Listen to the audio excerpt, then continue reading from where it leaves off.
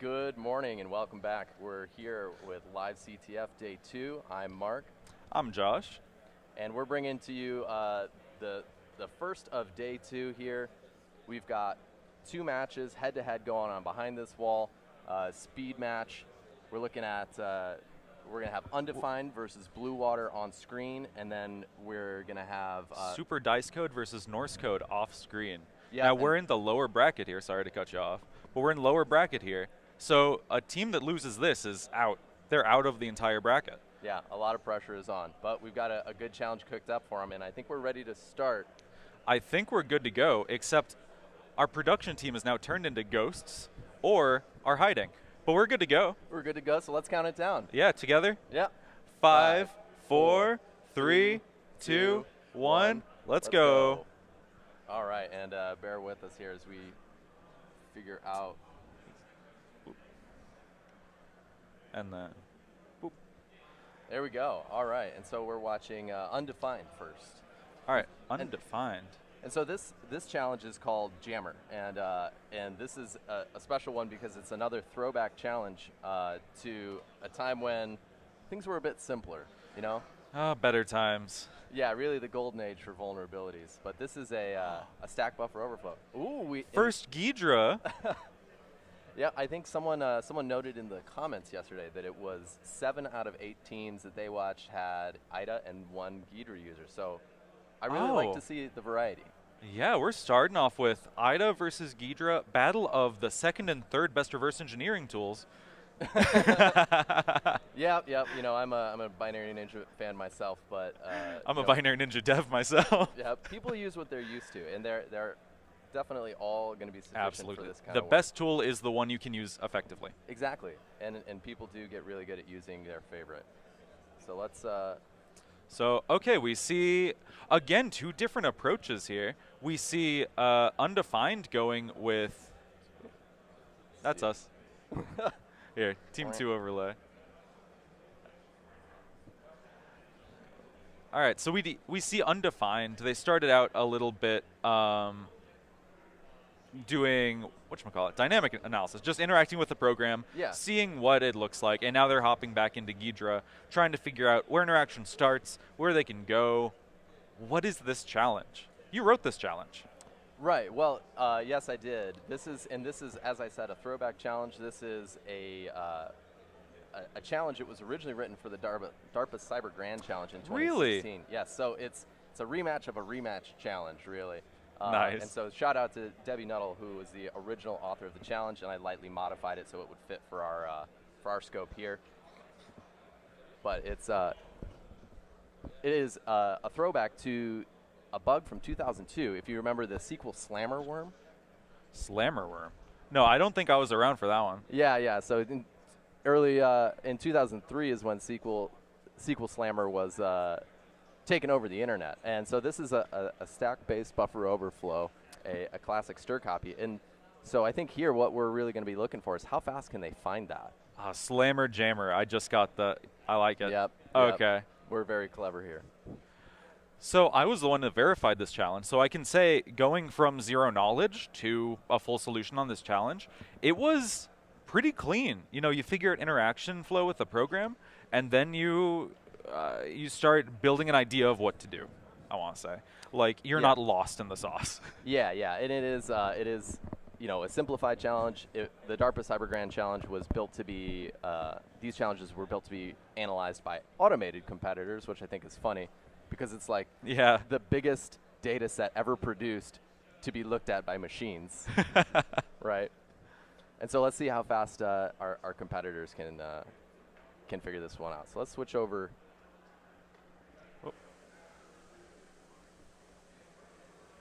and look at Blue Water here.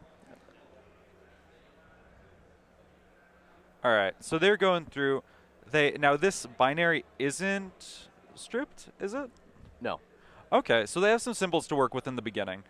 So they're going through, they're annotating different structs, and they're kind of figuring out, okay, so they're building a struct just called instance, and I think that's returned by, create instance. So the names of these functions really do help you out with your first initial look around.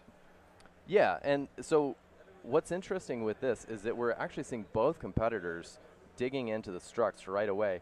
And this is an interesting one because there's a decent bit here, but actually the vulnerability itself doesn't require any knowledge of the structure. Really? Oh, you're right. It's just a stack-based stir copy. So a classic bug, very simple. And really the challenge here, because it's a speed race, is who can find it and exploit it faster. So this is kind of a reverse engineering pwn challenge. Like, you need to find the right area first, obviously recognize the bug. Yeah. But then, popping a shell after that is, these guys should be used to it. Right, right. And so that's one of the things that I enjoy about this challenge in particular with the speed challenges is you just have to win first. And so one strategy, which I'm not seeing either competitor do, is to look at the key functions that might be the fast win functions. So you can see a reference on Blue Water's screen here. On the left-hand side, you see the list of imports, and you see stir copy there. And stir copy can be innocuous. Yeah, but you see a stern copy and a stir copy? I kind of raise an eyebrow at that, and I'm like, the author left this in. That's true, and especially whenever you're dealing with strings and C code, you have to be careful. And so you want to, it's always reasonable to take a quick peek at those and see where it gets used. Oh, yeah. For as much flack as I give Go, they do strings better. I think C sets a pretty low bar. Yeah, maybe. What are you talking about? I'll never bash F gets. It's as a friend of mine likes to say, no, I love C. I like bugs, and I don't want it to go away. Yeah, I love C. I love my job.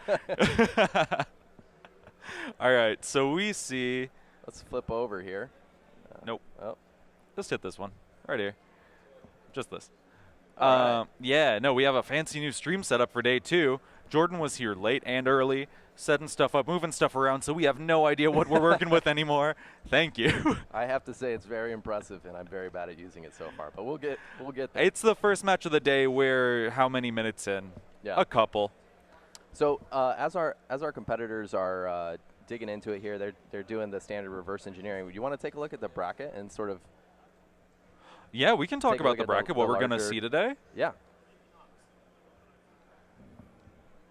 So we've got, as you can see, it's a double elimination bracket. And so this was a #1 feedback from last year, right? Oh, absolutely. Teams were upset that they got a challenge they weren't familiar with. We didn't tell them the categories last year either, which was an oversight on our part.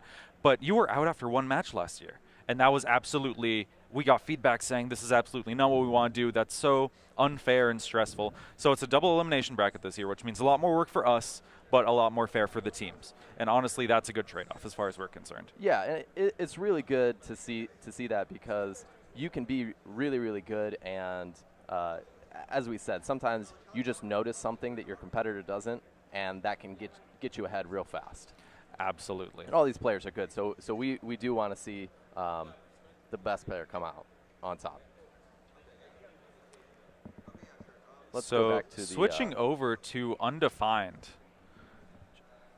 Let's see, what are they doing? Oh, see, I don't use Ghidra, so all of these UIs are new to me, but they also look like they were before my time. Yeah, well, Ghidra, I mean, it's an impressive tool. You can do so much with it, and it is not my go-to, but their struct editor, I like the visual of the sizing going on and being able to pick out specific stuff. Oh, that's what that is down there. Mm-hmm. That's nice. Yeah, I like that. I'm not stealing ideas here. Yeah. Scoping out the competition. I got to say, though, with both Ida and Ghidra, I'm not a light theme guy. I really do prefer the dark theme. I definitely don't appreciate having 2 monitors with light themes blasting into our eyes. It's brighter than the studio lights we have here. It's definitely good to wake you up, though. Oh, right. Absolutely. The coffee wasn't enough. All right, so they're still annotating structs. They're still going through. They they're kind of going through the normal CTF mindset of, okay, get all of my bearings, figure out what's going on, then we look for the bug once I know what everything is. Yeah, well, once you've got a decent bit of annotation here, I really do think that the bug's going to pop out. And this isn't just, hey, I'm going to go through and name everything. It's also they're understanding the algorithm as they name things. And so, like right now, they're looking at stir compare and thinking about, okay, what does this do? I think if you were taking this approach and you get to the target function with the stir copy, it's going to pop right out. Oh, yeah. No, you're going to see that immediately. Especially because, so what is kind of this challenge? Like, in a nutshell, what does the interaction flow look like? What is it supposed to be? Yeah, so as we're seeing here, both competitors looking at these functions are talking about querying and servers. So this is an address resolution service was the sort of origin of the bug, and the CGC challenge called itself server resolution service. And so really this is about, hey, can you create a query to enumerate these instances and find things? And it's just a copying one of these fields to another in a request leads to an overflow. Nice, yeah. So it's a fairly standard, like, service interaction flow, I want to say. You have creation, you have querying. I don't think you have any deletion here, so it's not going to be like a false double free or something. Oh, yeah, I don't see free in the function list. Right. I see. I'm going to flip over to Blue Water here. So it looks like they're, I see them, they just labeled something in a stir copy right there.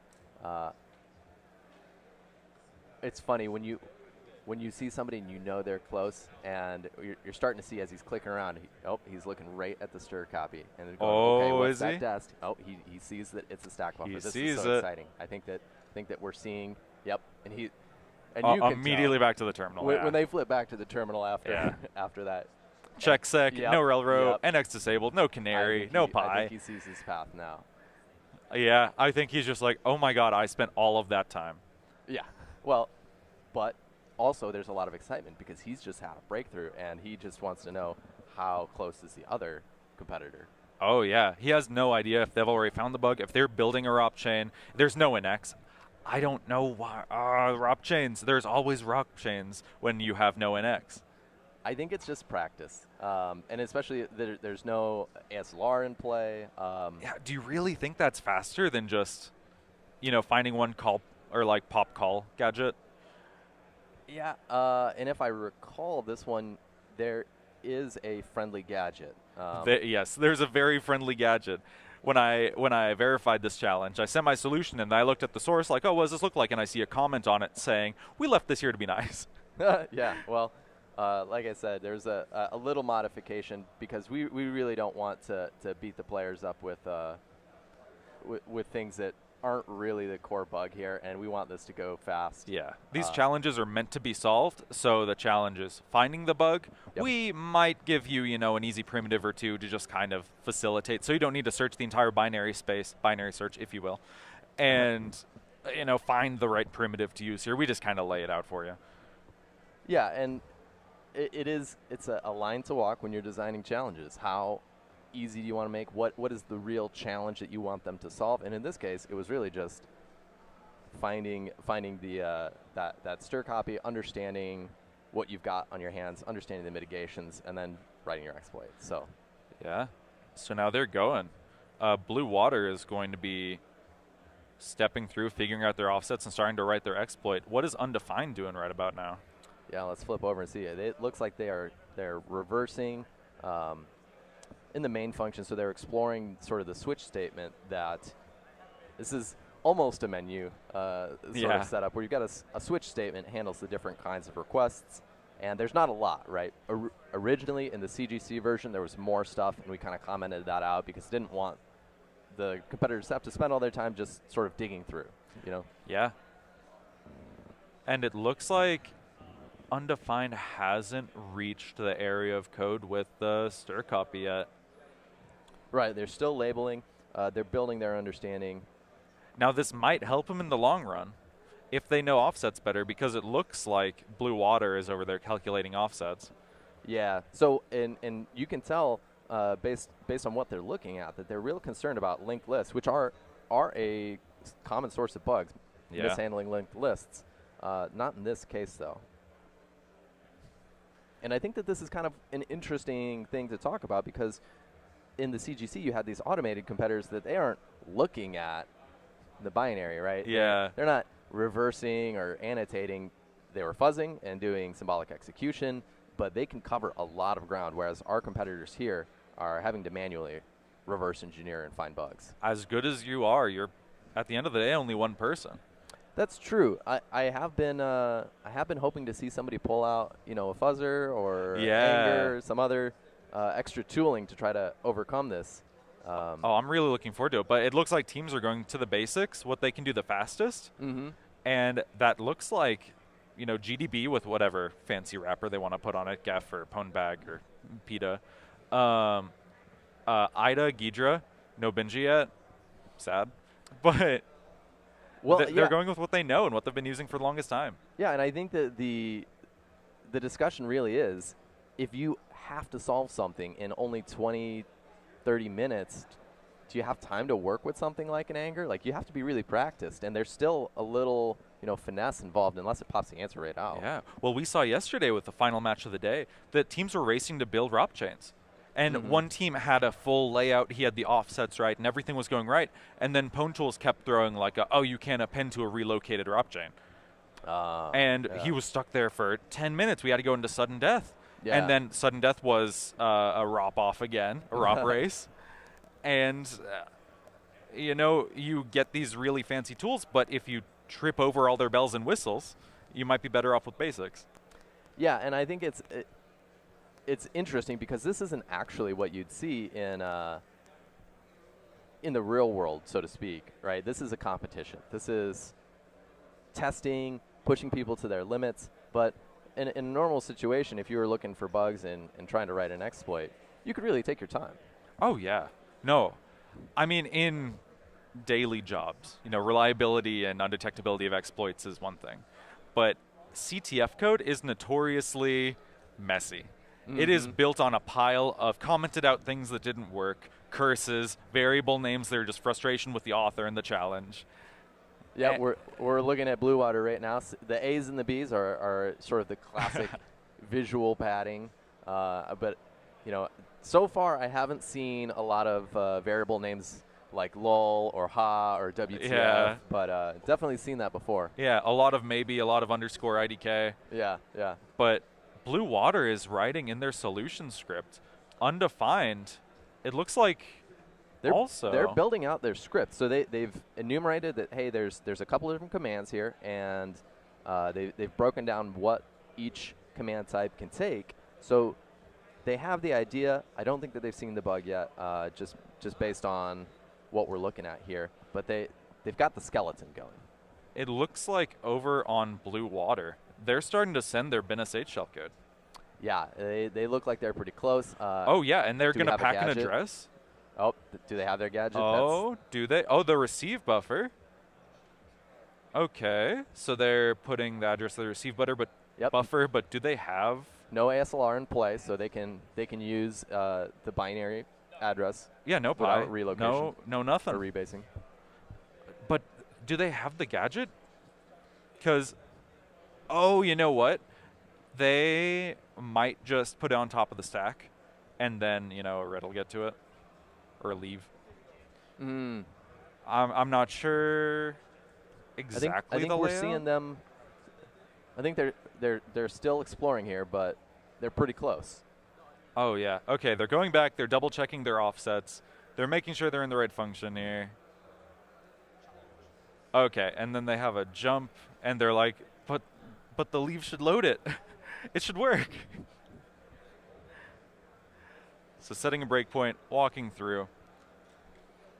Yeah, and he knows he's so close, right? This is the tense, almost to the finish line. Just got to figure this last bit out. It looks like he's going to hard code the stack, which will work fine in local execution GDB, but stack address not fixed. Yeah. Stack address is not as not your reliable binary gadget here. Yeah, no, it is not built into the binary. It is not affected by pi. Well, I'm sure it is in some way or another. Size. Okay, so we see the first meme variable name.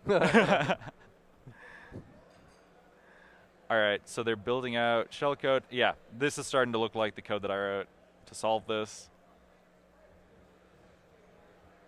Building out padding correctly, making sure everything lines up properly. And walking through, they're going to get seg faults here, but they're going to know where exactly in their chain they're seg faulting. It'll give them a better idea where to hone in on that offset. Yeah, and some of this really is just that iterative, try one thing, see where we're at, maybe a missed assumption or things just...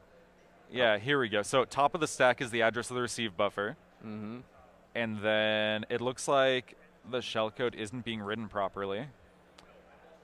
Oh, nope. I saw a push X68. Okay. That looks promising. The SBB, the add, that doesn't look like the shellcode, but looks like they're landing something. Yeah, they're definitely somewhere. They're almost there.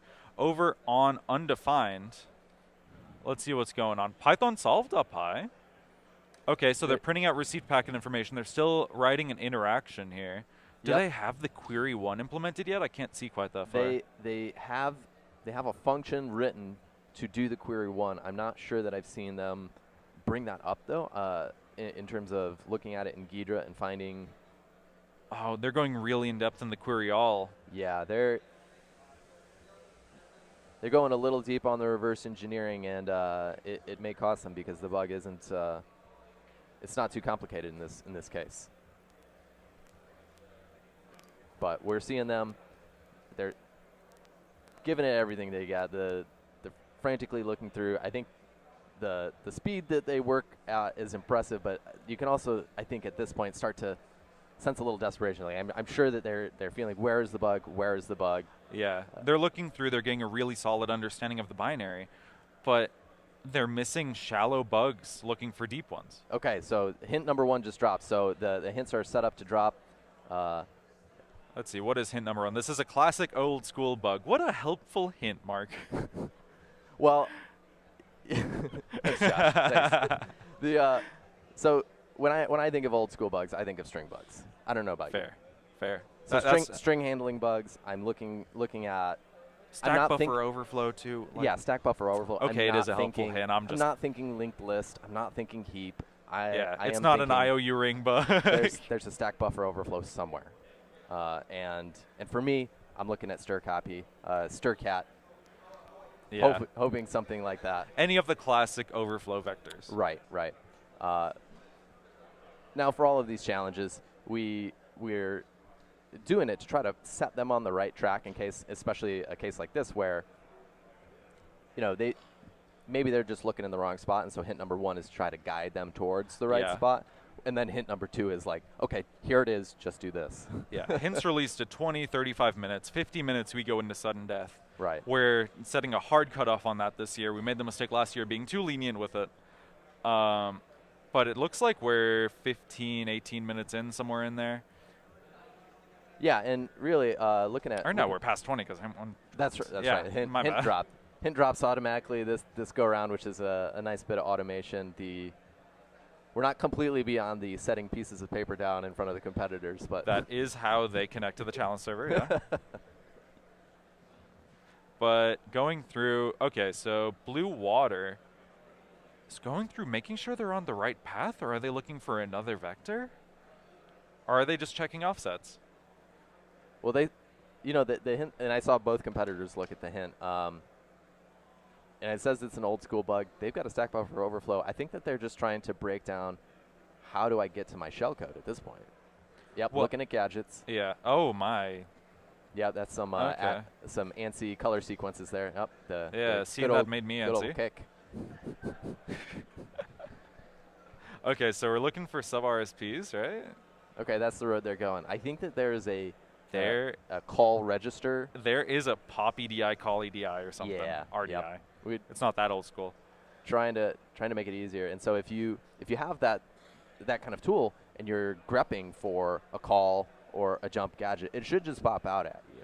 Well, absolutely, but he's looking for what he knows.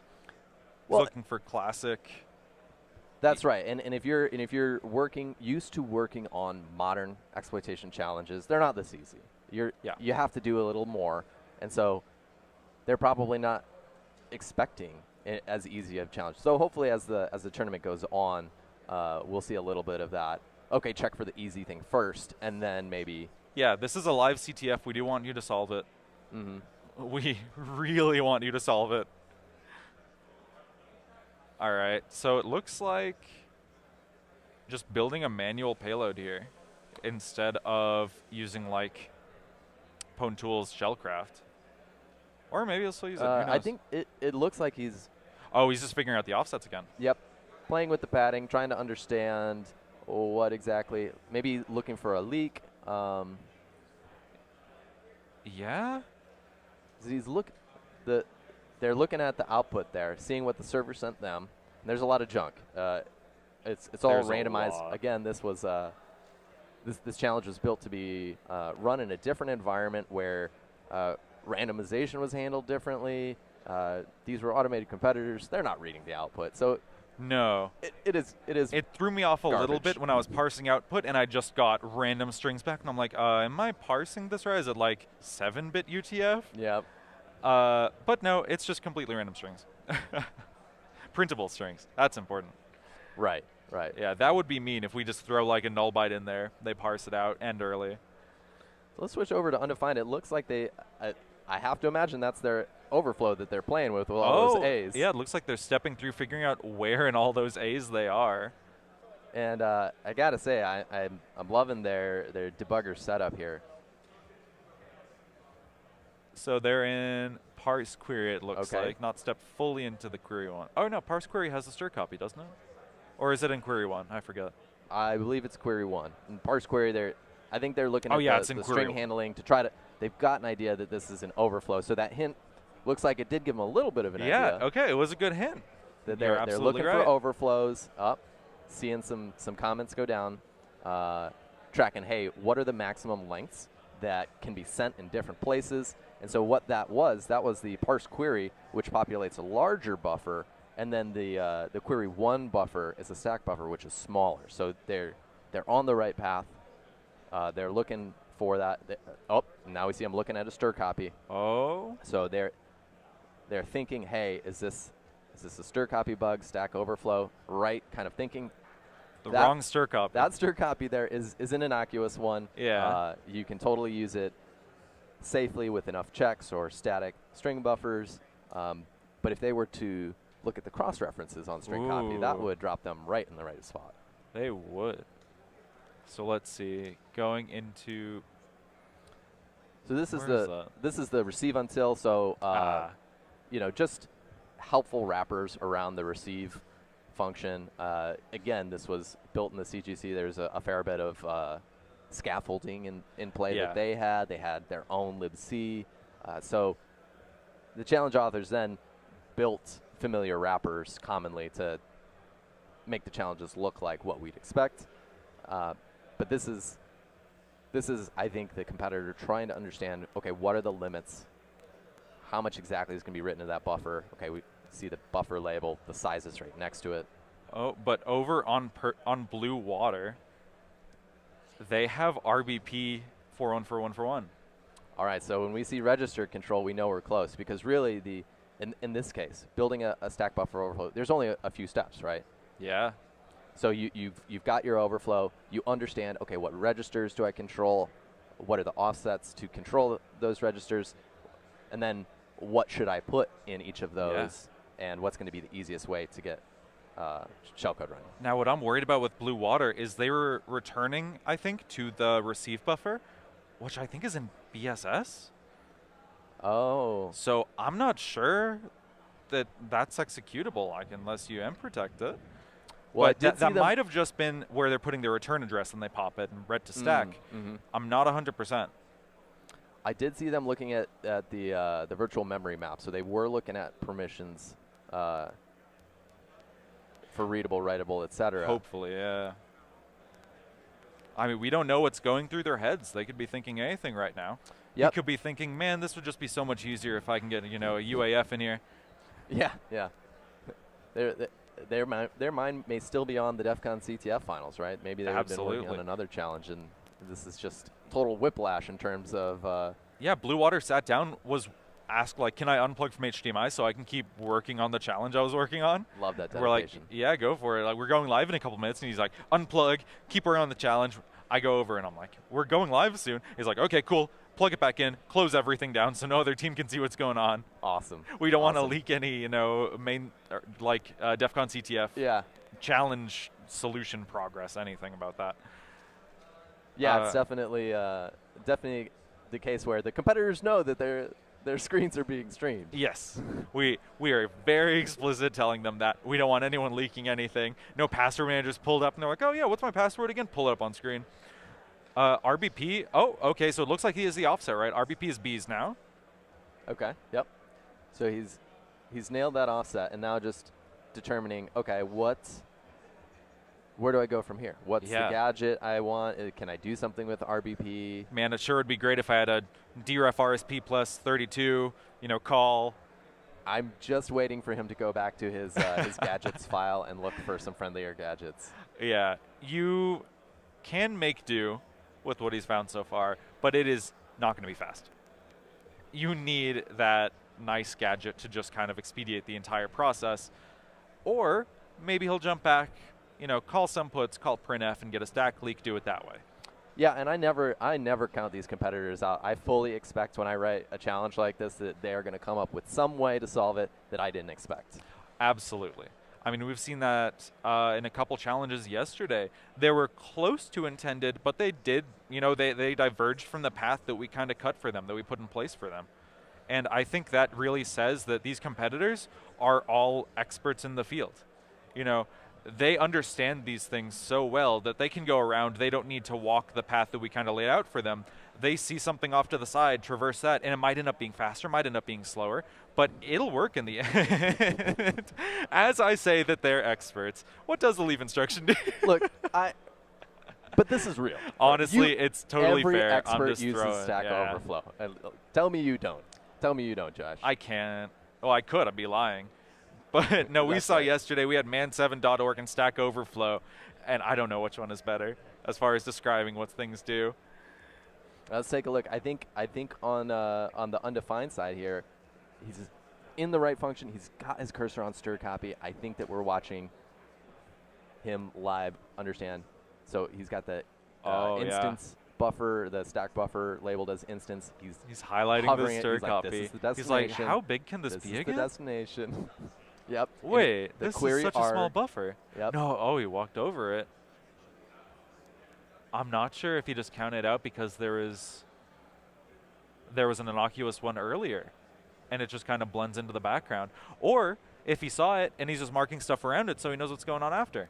Yeah, perhaps looking for something afterwards that might modify or otherwise change the environment. But the query arg, query being the argument to the query1 function, that is a little bit of a hint that, hey, if he can go back and understand what part of that structure he controls, I mean, he's looking right at it. So I think we're seeing... Yeah, rewriting to use the query1, it looks like. Yep.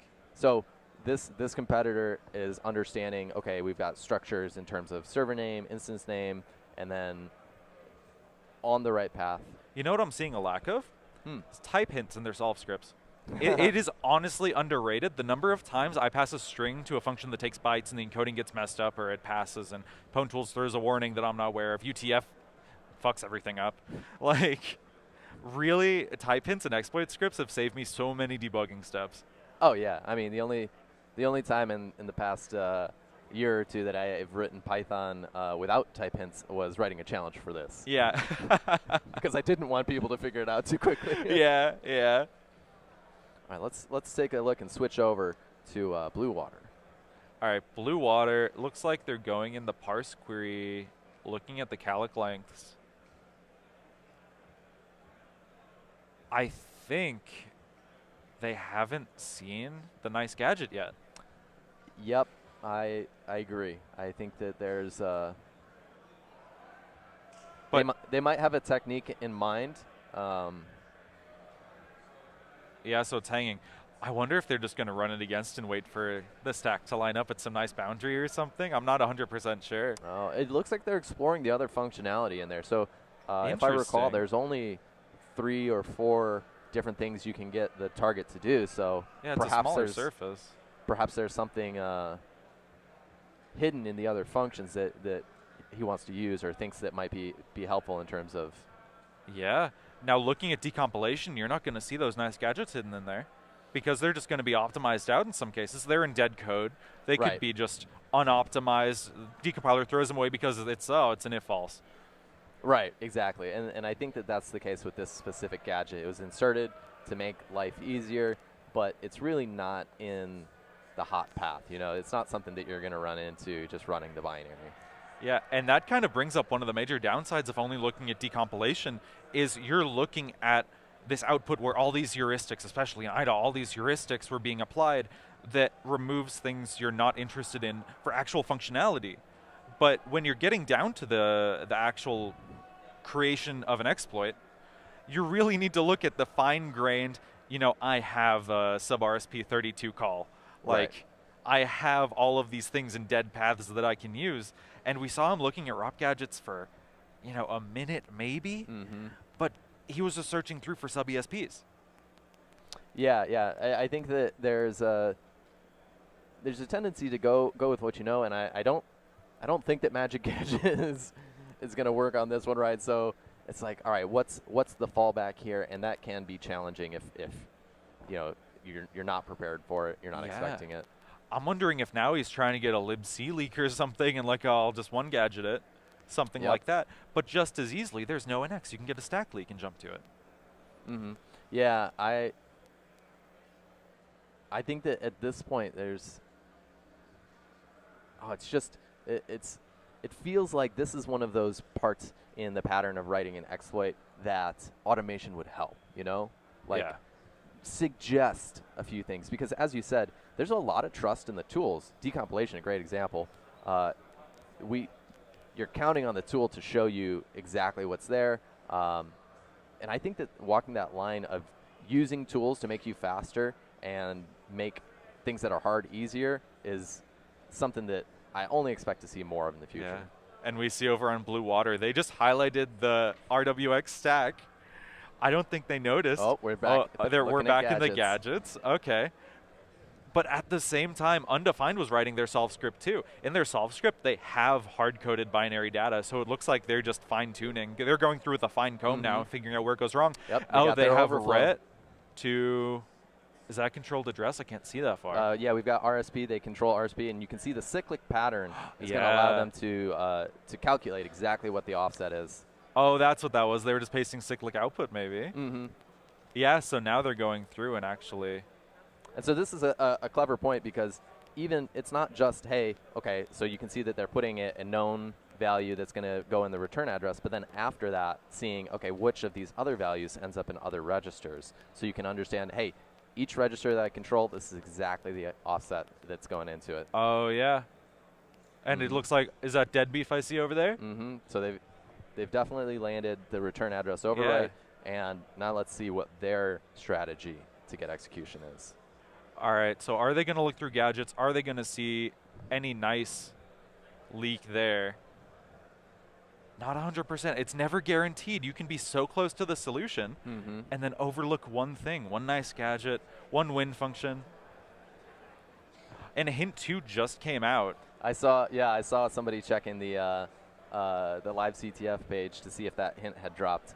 And I think that we added a timer today, so that competitors could see exactly how close they were to getting a hint. That, I was told, was not 100% not going to break the infra. Well, so I did not deploy it for first match. Oh, okay. But I told them in person, you know, check back at this time and this time. There will be hints. Refresh the page. But they might be a little too focused on this. They might not notice it. Outstanding. Yeah, the priority is that the infrastructure actually works. So I was not about. I waited in line for breakfast, came over here a couple minutes before, plug everything in, please work, please work. IP tables routed everything properly. Containers started. I'm like, yes. So Undefined. Hang on, no arch present. Are they? Oh, I think we're seeing a. Yeah, we're seeing a ret to the receive buffer again. And so they're working through. They've got the overwrite. They know that they've got the bug. They're just trying to finish out. And honestly, Blue Water, if we flip over them, they're looking through gadgets. They know that they've been closed for a long time. They see that pop RBP ret, which is pretty nice. Yep. But that doesn't give them the stack offset. Yep. Yeah. So at this point, really, they're just going with full ROP chain. Well, and that's an option. If you, I don't know if it is, because there's no system call in this. There's no like I guess if you get lucky and find the syscall ret, right? That's what it comes down to. But I don't know if there are any raw syscalls in this. Good point. I think, but it's with an overwrite there like this. There's a few things you can do. If I recall, it's not null terminated, so you can write. Oh. I want to say it's new. That's no, pretty it's nice. a stir copy, so it is. Oh yeah. Okay, but you can have null free shellcode pretty easily. That's not too bad of a constraint. Let's see. So they're getting the offset right. Oh no, you don't. No, I mean if they're writing a ROP chain, you can just fully ROP to it and probably build binsh that way, because you have address of the receive buffer. You can just send binsh in it. Yeah, that's right. You've got a larger buffer that you could stage stuff. So they actually. And it looks like that's what they're trying to do. Ooh, I hope so. Where is that? Yeah. So they have padded shellcode on there. They're putting ROP gadgets after, which are going to be on top of the stack and hopefully ret to it.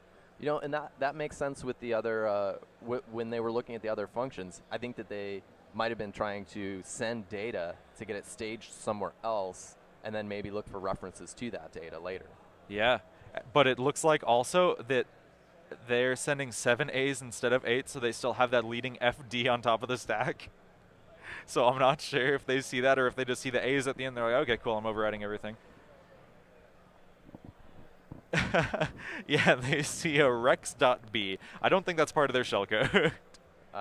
Just wanted to point out, undefined, pulling out the check sec, understanding that there's no mitigations in play. They're looking for how do I get execution? Got the stir copy. They have stir copy. We saw them get rip. They got rip once at Dead Beef. Okay, so what we're seeing here is looking at ROP gadgets and. Oh yeah. So this is. And they're looking for RSP gadgets. Yep. Which is on the right path. It's close. Yeah, parsing these outputs, that wall of text, that's always tough for me. I always feel like there's got to be a better way. Oh, this is a tool I haven't seen before on Blue Water. disasm.will.gl. Oh, this is nice. It's like a nicer diffuse CA, honestly. Diffuse CA is something I go to for just like in-browser disassembly assembly. I just want to copy a bunch of bytes out. Yeah, having little tools like that it's really helpful. And in competitions like this, really having a number of tools to go to is helpful. You want to have all the tools in your toolbox that you could possibly need, because you never know what's going to come up for a challenge. Yeah. Oh, and it looks like, okay, so he's looking now, what opcodes can I use that start with OX3, the command code in the packet, to get to this path? Oh, they're both so close. I just heard mumbles of sudden death. I'm not sure when we're getting there, but I imagine we're getting close. 10 minutes? 8 minutes to sudden death. Wow. Sudden death, an easier challenge, should be solved fairly quickly. Mm-hmm. We did not write all of them last night, but I verified all of them, and they work. Very easy challenges, very fast, does not require this level of either reverse engineering or this kind of these exploitation chops, I guess.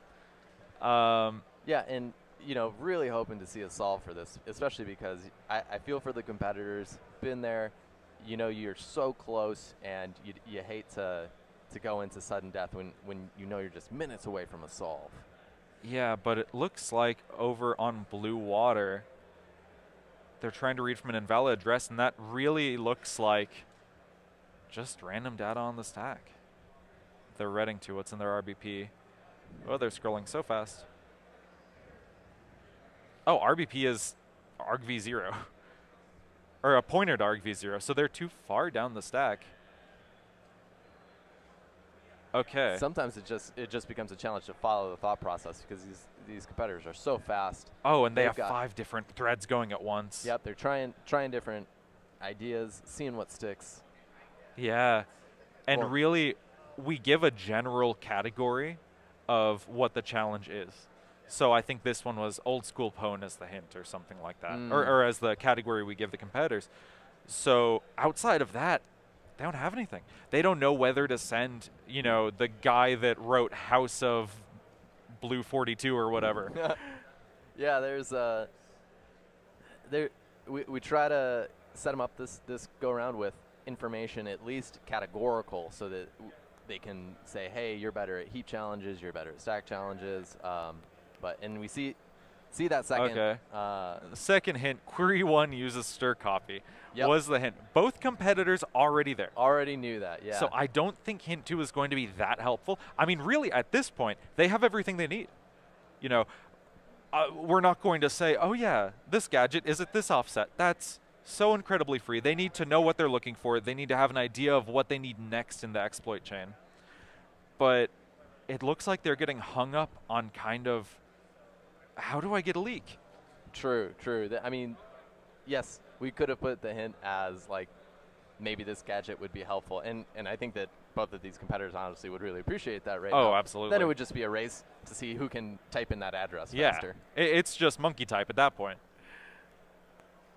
I think on the undefined side, we're seeing some pwn tools used that they're resolving symbols to get those addresses automatically. I think that's I love to see the power users of libraries, frameworks, tools, and see how they can make their lives easier. Because I really feel like that should be faster, right? Oh, yeah. No, pwn tools has a lot of great bells and whistles on it. And it has a lot of great functionality for mundane tasks.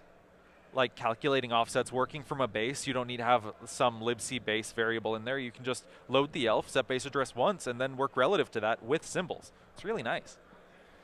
Yeah, and this Rob Gadget interaction that they're doing is very cool. I don't think I've seen this tool. Yeah. So what tool are they using? I can't read their very dark font. Lin, X64.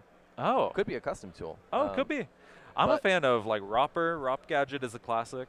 Well, I think actually what we were seeing was a grep output that they could scroll through and highlight lines, which was... Yeah, we have, or we had an RPI sec, a tool called Grepper, GREPR, that would do ROP gadget search and then provide a nice live filterable view of all the gadgets, and you can use like regexes in there. It's really nice. Yeah, stuff like that. I mean, it seems simple, but you put enough of these simple tools, put them together, and it makes your life easier, which equates to faster solve. Hopefully it does, because we see so close. We see blue. Prepping for pop. Oh, wait. All right, so they're looking for pops still. Yeah. Over on Blue Water, we also saw them looking at that pop RBP ret call, or gadget again. Yeah, they're both looking for that. Yeah, but because they've got control over RBP.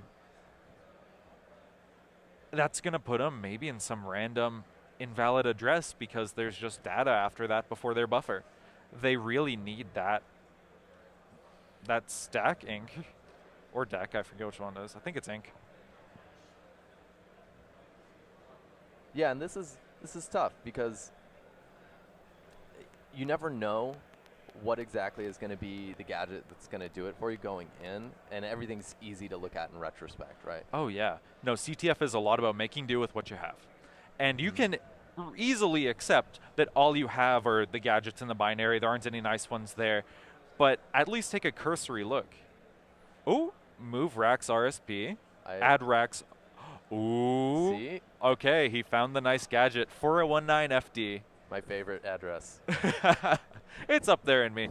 It's like It's in the top 4 billion, I want to say. Yeah, Yeah. roughly. Roughly. And so At this least in 32-bit. and this is exactly what we talked about. They're going back to the gadgets, finding the thing that's going to make their life easier, and I think at this point it's just a matter of time. Oh, yeah. So it looks like Blue Water found the nice gadget they're working through. That pop is going to take them exactly to the beginning of their overflow. So it should just be as simple as inserting shellcode after that. Almost like it was made that way. Imagine. All right, let's take a look at Undefined. They looking through stack addresses here, trying to understand what they control, what this pointer specifically is looking at. You know, the pop, ret kind of gadgets. They're looking to see if that's useful for them. They are. And then over on Blue Water, they're on the stack. And I see that. I see push OX3B syscall. They walk through it. They just have registers set up wrong, it looks like. I couldn't see quite in time. So they might just have offset 1. Might be missing the first instruction in that chain. Could just be a Zor of some, like RCX or something. Yeah, I saw that they were using the Pwn tools built-in shellcode. So probably not any mistakes there. No, it's very thorough. It's verbose. But making sure that came through untouched, you know, completely valid. That looks like what they're doing there. Yeah, I don't know if Pwn tool shellcode actually has null bytes in it. It might have null bytes,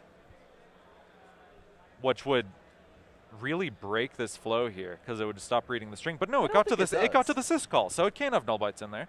Yeah. So there's the call. He's looking at this. All right. Oh yeah, that's move ESP EDI ref RSP. Probably doesn't want that at the beginning of his shellcode. Does he? I don't know. Oh, and I just got word that we're heading to sudden death. Oh, that is. We're heading to sudden death. He's no, so he's on his shellcode. Oh gosh. No. Oh, don't save the database. You can feel it. That's so upsetting. Oh, he's deleting the challenge. Oh, I can. Oh, that's so sad. He was walking through his shellcode. So. But we mentioned, I made sure to mention 50 minutes. We're going to sudden death. That is so sad. So we're having some technical difficulties with the camera here on our end, but. So yeah, we're just going to stay on bracket view for a bit. I don't know which way this is going to go. Undefined was working slowly through it. They were about to find the gadget, I'm sure. Blue Water just found it. They were just looking through gadgets again. Man. Oh, that's. You know that. It wasn't guaranteed to go one way or another because Blue Water was just starting to debug where they were jumping to. I think that they were very close. You saw them highlighting the first instruction in their payload, and it was just, as far as I know, bad. It was just a bad instruction. Well, not bad instruction, but it was bad instruction to have in your payload. It wasn't the right instruction. Excuse me. So we're setting up for sudden death. Setting up for sudden death is preparing. Oh my goodness. So when you were looking at that challenge to verify it, did you have that roller coaster of emotion? You know, I can't say I did, but I also wasn't live on stream racing against someone right in front of me. That's true. I think that you have to give these competitors credit. Yeah. This is such a difficult competition just in the pressure. And these scores are contributing back to their team for the CON CTF Finals. Oh, absolutely. So they know the weight is on their shoulders to get a solve. They want to win. They want to help their team. And it looks like over on the other game, we missed this, Norse Code won the other match about, what, 20 minutes in. Yes, and that's, that's kind of what we expected based on some of the discussions that we had, the verification time. That's the expectation that we have on our side, though, is it's really just a guess compared to what the other competitors are going to come up with. So we're working on getting this set up. Infrastructure, a lot going on behind the scenes here. This is not a simple operation, and I have to say our team has done a great job overcoming difficulties. We had several hardware failures And so getting through and just running this game it's really a testament. This is somewhat of a hostile environment in that there's a lot going on in DEF CON spaces. You got everything from network issues, cable problems, laptop problems, anything can happen. Oh so my gosh. just getting the game up and having this many matches, this many competitors, it's really a feat. All right, and we're ready for sudden death. So we're going to count it in. Again, this is an easier challenge. All right, let's count them in. All right. In 5, 4, 3, 2, 1, go. All right, let's switch over to our competitors. So we're looking at Blue Water here. They're just downloading. All right, downloading the challenge. Okay, the name of this challenge, is LOL RWX. Well, you know, I've got... Surprise. Text is now RWX. It's a sudden death challenge. Please solve it. I've got an idea that... shaking the mouse. Oh. They're like, come on, come on, come on. The name of the challenge should really give it away. The excitement for sudden death is real. I can't wait to see. Exactly. Sudden death.text is RWX. Where to write, what to write, how many do you want to write. Okay, so we see Blue Water just loading into IDA. Undefined just got the big Ghidra dragon on their screen. So they're just loading in right now. I don't think analysis speed is going to come into this at all. It's a very simple binary. Text is RWX. Jump anywhere. Do whatever you want. Overwrite main. Looking at that main function, it's pretty straightforward. You got the loop. What to where to write, what to write. I think it's going to be a pretty fast one. It should be pretty easy. It's basically who can interact with the binary faster at this point. Because, you know, just write shellcode to the beginning of main. Jump back to it. Easy. Undefined, checking out that VM map command, showing them all of the sections in their protections. Yeah. Meanwhile, over on Blue Water, we just saw him highlight the prompt, be like, no way. This is it? Yeah. All you have to do is write here we go for directly to the program, and away you go. Yep.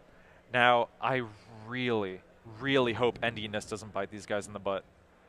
I really hope they remember to reverse it. Oh, no, using U64. So U64 handles endiness, so that's fine. Also, that's my most used utility in Pwn Tools is P64 and U64 for pack and unpack. And it handles endiness swap. It's so nice. Honestly, that's the main reason why I use the library. Yeah, the automatic, setting the context to the elf, though they're setting it manually in that script. Really helpful. And Python pack and unpack, you know, it's one of those not written for hackers.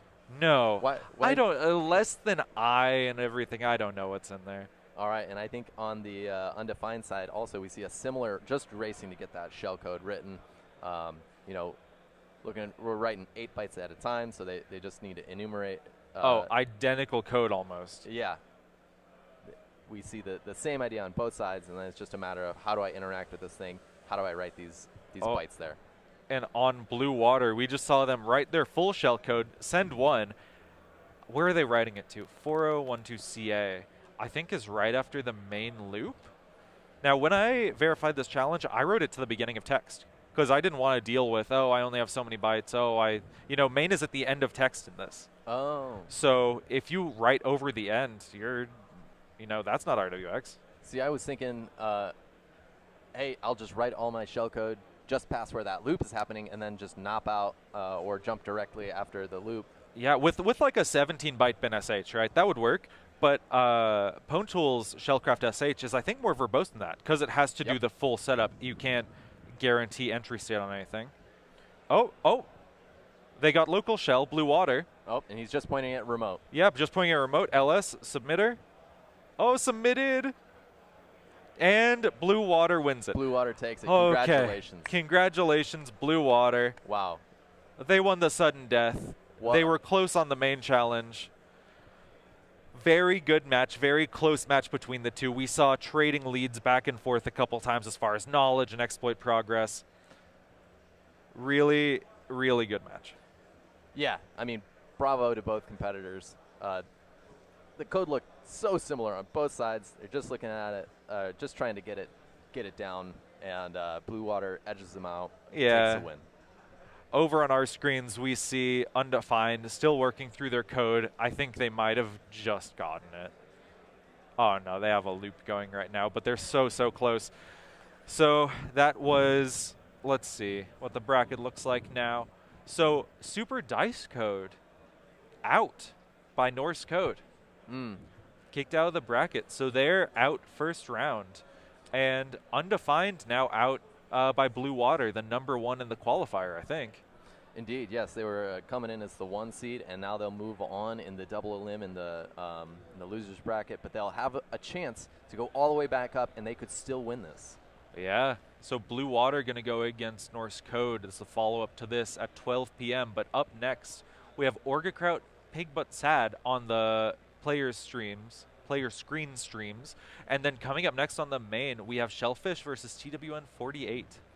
All right, so let's we'll take a quick break here, but then we'll be back very shortly with that next round. Absolutely. Thanks for joining us, and I'm glad it was a good match. Yep. We'll see you soon.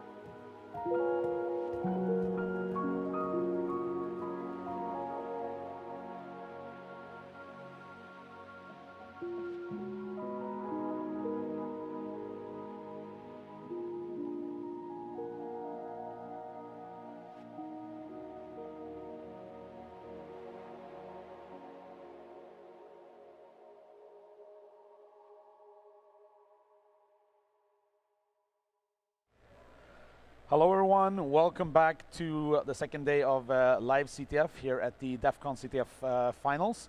I'm Zeta2 and I'm here with Mark. Mark Griffin here. Yep, so we're jumping back into it. Same format as we've been doing. Excited to see this challenge. Yeah, this is going to be great. I think let's not keep this for longer. Let's get the game started and then we can talk more once Sounds they good. have started looking at the challenge. So I'm just going to get a final confirmation from production. We have that. So we're going to start the second round of the second day in 5, 4, 3, 2, 1, go. All right. Let's so jump over and see. Yep. Let me just find this. So we have the teams participating in this match that we're casting. It's Shellfish versus TWN48. Mm-hmm. This is in the lower bracket of the tournament. So whoever loses this match is unfortunately eliminated from the tournament. Yeah, there's definitely a lot on the line. But with the double elimination bracket, they also have the chance to go all the way back up and win the whole thing. Right. So maybe they just had a bit of like a rusty start yesterday, and now they will just go all the way back to the top. Yep. And we can see we've got Shellfish over here already digging into the code. It's a Python challenge, and so they've got the whole challenge right in front of them. They can read the code. They just have to figure out what to do. And so I think we saw a prompt already. Yep.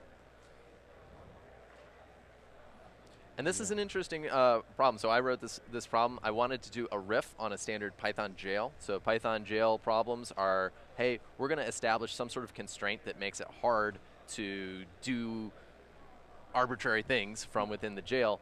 Instead, this one is more of it looks kind of like a jail, but it's actually a bytecode problem. Right. So roughly they have to provide some Python code that goes through a filter, but then after the filter they are allowed to swap out the bytecode, which is part of the whole code object. So they can basically modify the code object, and this way they can then change the code from doing something that passes the check, supposedly something benign, into something malicious or like that will get him there. Yeah, and so there's not a ton of code in this. There's enough that it's they got to take a little bit of time and read through it.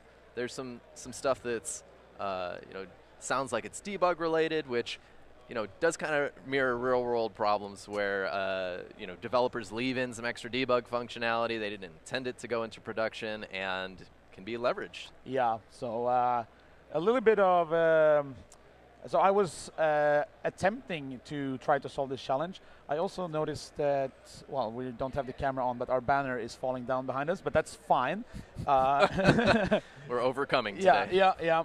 No, but what I was going to say that, there is like a bunch of stuff in the code, almost like, decoy code, or like stuff that's not quite relevant, which I think we kind of balanced this a little bit by most of the challenges we have are like compiled machine code, right. but very, very minimal. Like pretty much all the code in the challenges are relevant to the solution. In this case, it's Python, so it's like by default more readable, but then there's a little bit more stuff there that you don't actually care about. Right? Yeah, and it's just trying to toe that line, right? Get it so it's not going to be solved in like 5 minutes, but it's not too hard that you can separate the chaff from what actually matters here.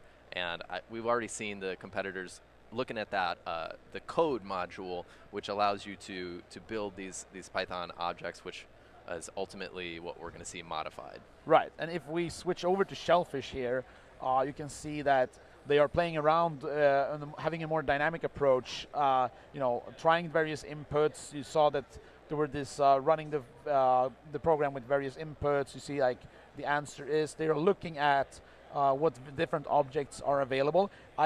This looks to me a little bit like the approach you would take if you was the jail challenge. You're looking at like what various like attributes. There are a lot like in Python. There's a lot of like reflection and like various ways to access parent objects and global kind of meta objects and stuff like this. So exactly, and with a problem like this, I certainly expected that maybe they could come up with something that I didn't expect, and they'd bypass the check and win that way. Open to anything here. you know, these competitors, not only have they seen and studied Python jail problems from the past, but they may even have stuff in their back pocket that is non-public, you know, bypass type stuff that could come into play here. Yeah, definitely. I mean, it would not be the first time we saw, you know, 0 days and so on at the DEF CON CTF. So, yeah. Let's switch back over to TWN, and you can see them like going around in the code. So I feel like they are taking a more static analysis approach to the problem, and they're also, though, because this is a Python problem, it's very easy to modify, and I think I've seen both players do something along these lines, but certainly TWN48, they're changing the code at least to make it more readable, but they're also thinking, hey, I can just skip this or add an extra print here, changing the challenge a little bit so that they can understand what they've got to deal with. Right, and you can see the comment there, cannot call built-in and function. So they're like, you know, kind of like figuring out the implications of the constraints that are given in this problem. Also, like looking here, cannot use def and class. So they're like, you know, just trying to figure out what the playing field is here. Yeah, yeah, and both competitors immediately trying to find the bounds of what they can do. I think that's a great approach. Yep.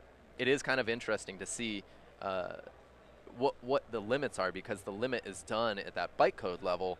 So they may not be used to seeing that. I know that writing this challenge, it was interesting to see. I was checking a lot of different things that competitors might do and making sure that the filter was sort of going to stop those things. But right.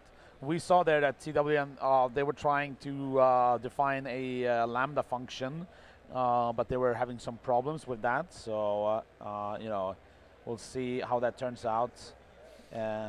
If we can switch over to Shellfish here, I see them highlighting some of these functions. This is really some keyword checking is what's going on here, and you can see that there's some different if conditions here. And I see that they've highlighted AI log text, which is looks like it's logging. There's also another function you can see sort of sandwiched in between those. It's different AI log code, and that's really it's a little bit of an innocuous sounding function, but really what they're going to be most interested in. Right. Yeah, so I think a lot of the, as we kind of mentioned, like a lot of the initial work here will be focused on trying to like separate, you know, what are we actually interested in here? Like which part of this code actually is relevant? Yeah, and this is actually a problem that I've been very fascinated about recently, which is when you're looking at a whole file full of Python, how do you understand how these functions relate to each other? How do you understand the overall whole? I actually feel like the linear view, actually reading the code, is a pretty inefficient way to do it. If you could see all of the functions sort of arranged, I feel like it would give you a big advantage in this case. Right. That's, you know, get some kind of flow view, some flow visualization, like a call graph and, you know, something like this to help you understand the flow that these things are going through. Yeah, because in this case, there's really one core module here that is being used for that bytecode manipulation, and so obviously anything related to that module is going to be very interesting to the competitors. Right. And speaking of that module, we can switch over to TWN again. I saw, let's see if it comes up again, but it looked like they were looking into the documentation around the code module, and it seems like let's Shellfish go back looks to like Shellfish they're looking. It looks like they're trying to figure out what keywords do I need to put in to get to the different functions there, and so they were looking at AI log code. I think, and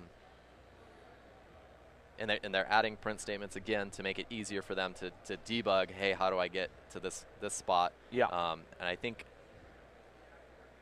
Yep, and so you can see that they're enumerating what each of these words as they relate to a bit field.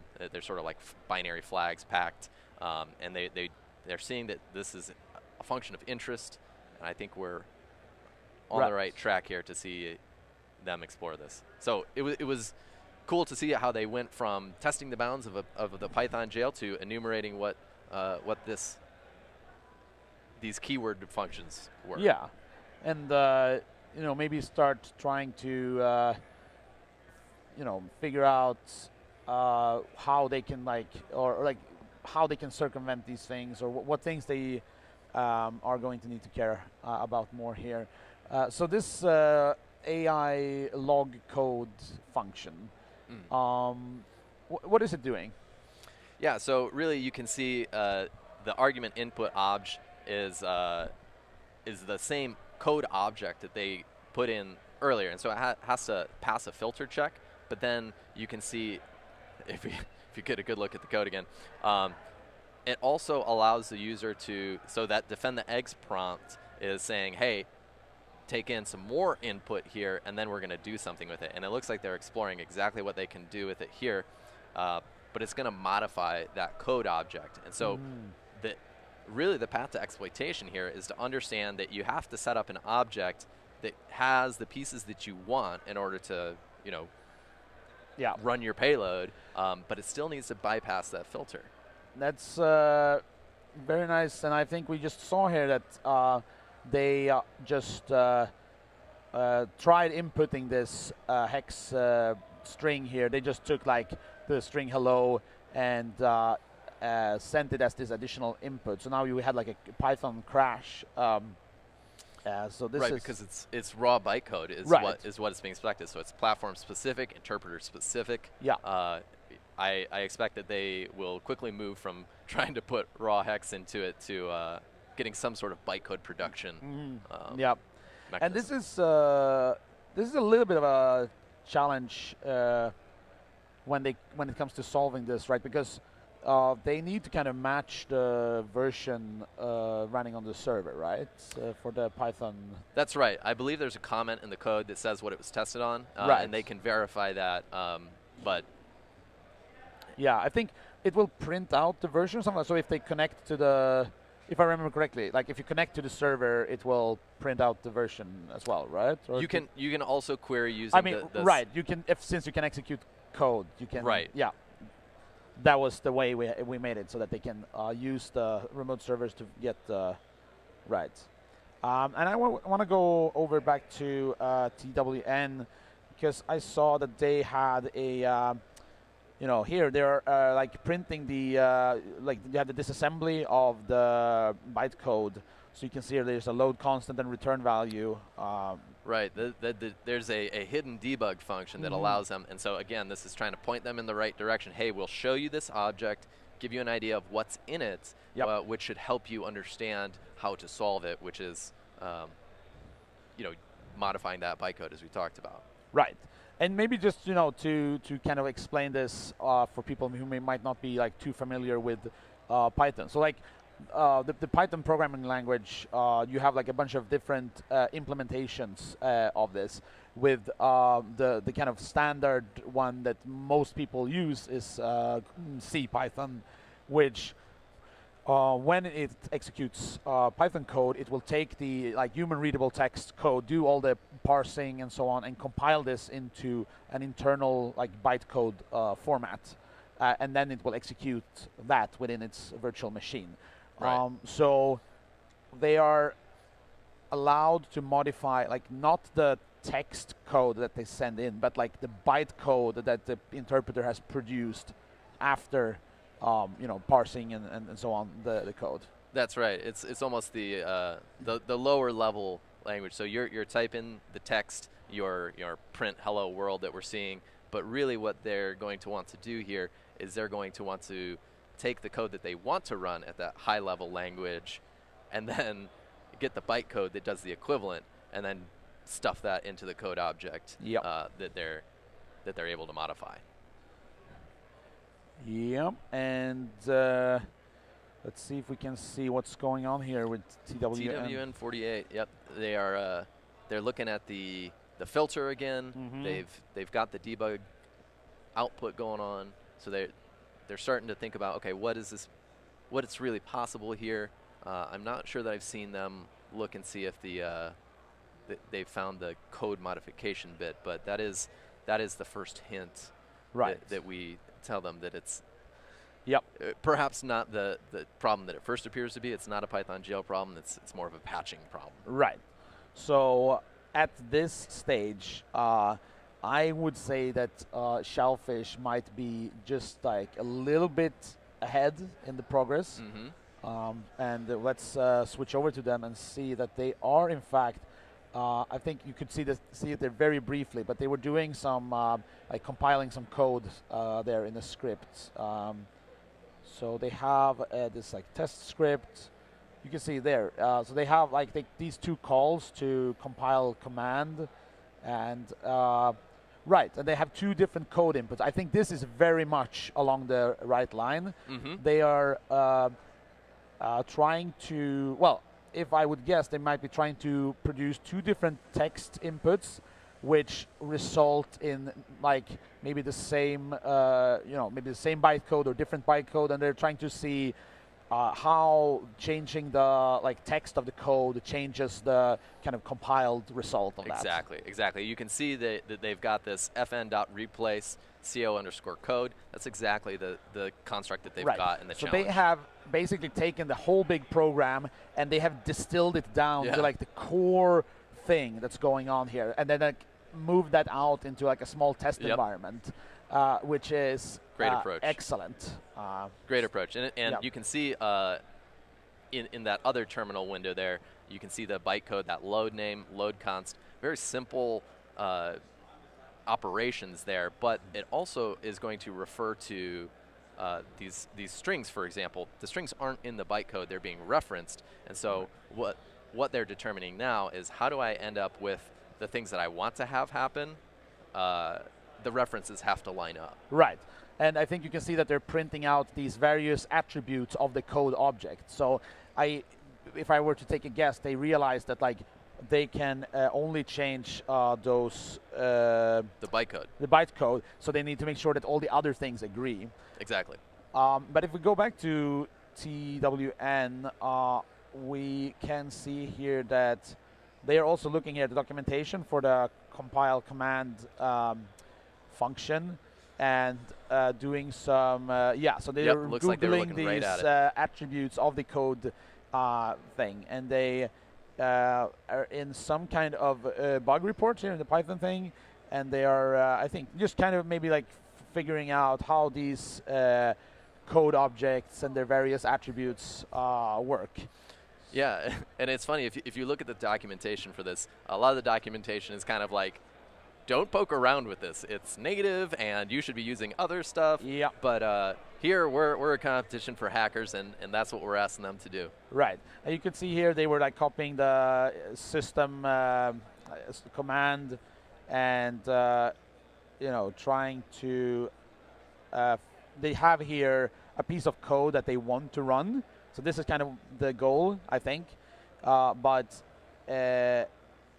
now I guess they're trying to, get this. Looked like they were trying to figure out the bytecode of this. So what they probably kind of missed there is that they need to compile that code into code object and then get the code attributes. Yeah, they're definitely in the phase of understanding the primitives that they have, the code module itself, and what they can do with it. Right. And I want to switch back over to Shellfish because you can see here now there's some progress on their script here. You can see the two pieces of code. They have print hi and import OS. And now comparing these two things, and what I think is like an important thing that they will want to look at is like these list of constants, the CO consts there. You can see there is a hi in one of them, and okay, no, they're only printing one object, so it's hi in all of them. So yeah, definitely right now, look like some progress there. But then that's exactly the approach, though, is they're looking at, hey, I've got two objects, and I understand I can only change one of these other things. What do these other parts need to be so that when I do make the swap, it'll all work? Right. I feel like they're making great progress and they're on the right track. Yep. And they're here again looking at this a little bit of documentation for the compile command function. Yeah, this is actually a key detail here. That compile command, the third argument there, the eval argument, controls how the input is going to be parsed, whether it's a single expression, whether you can do multiple expressions, a whole block of code like a module. Right, and this explains why. So it's set to eval, which is a single expression, which explains why earlier when TWN were trying to define their Lambda function, because an assignment in Python is not an expression, it's a statement. So you cannot have that in an eval context. However, with the new Walrus operator, 3-screen. That was, well, relatively recently introduced in Python, you can have an assignment as a statement. I actually wrote a little bit of a blog post about this, how this enables you to write certain types of these Python payloads more easily with this. So yeah, so if they would have changed their the code that they had was like A equals lambda something something. If they would have just added like a colon to the assignment thing there, that would have worked fine. Well, they would still not have been able to call that function, but they could have defined it, right?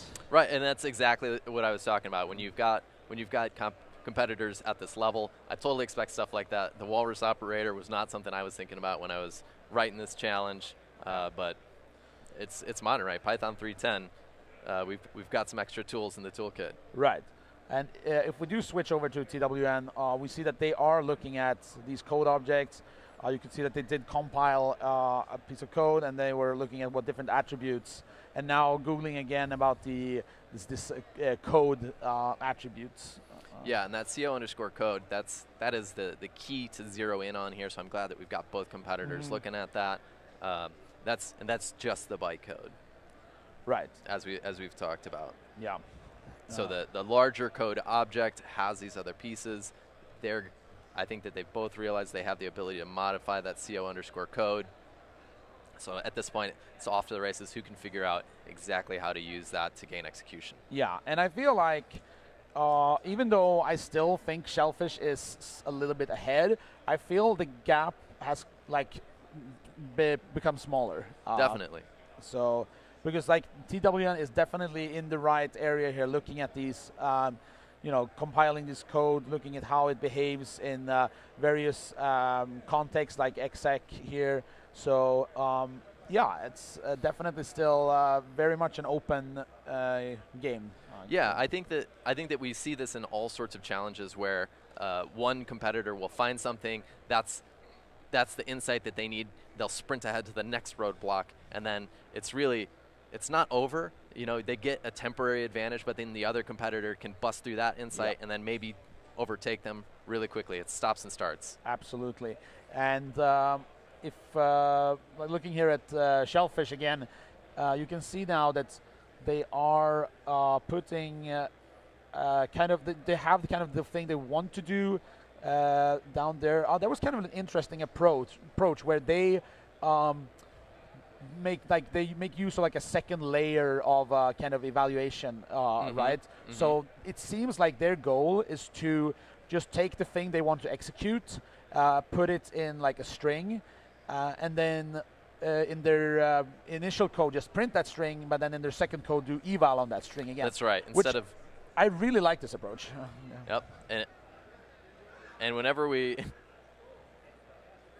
see somebody jumping back to the rule page there, when they're close to the end, we are watching out, because that shows them exactly what they need to run to win the challenge. And it looks like they're very close. They've got the sort of secret keyword there, which is omelet. Again, I don't think that's the first time we've seen reference to eggs and shells. Yeah. So Python shellcode kind of challenge here. Yeah.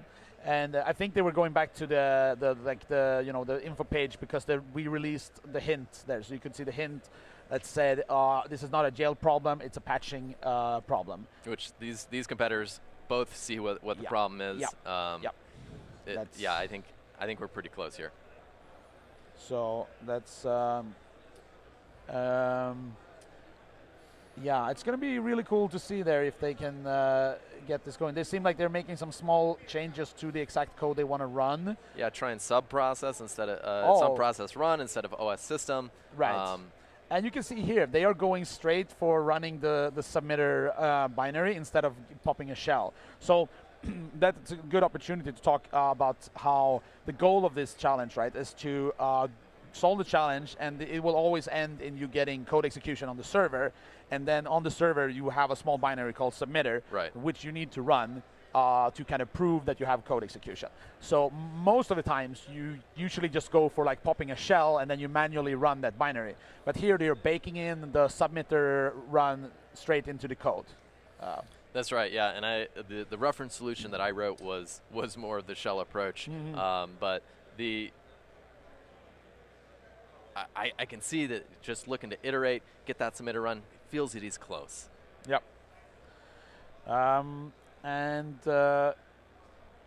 Over on the TWN side, we have again some more progress around investigating these code objects, compiling stuff, printing these objects, trying to like.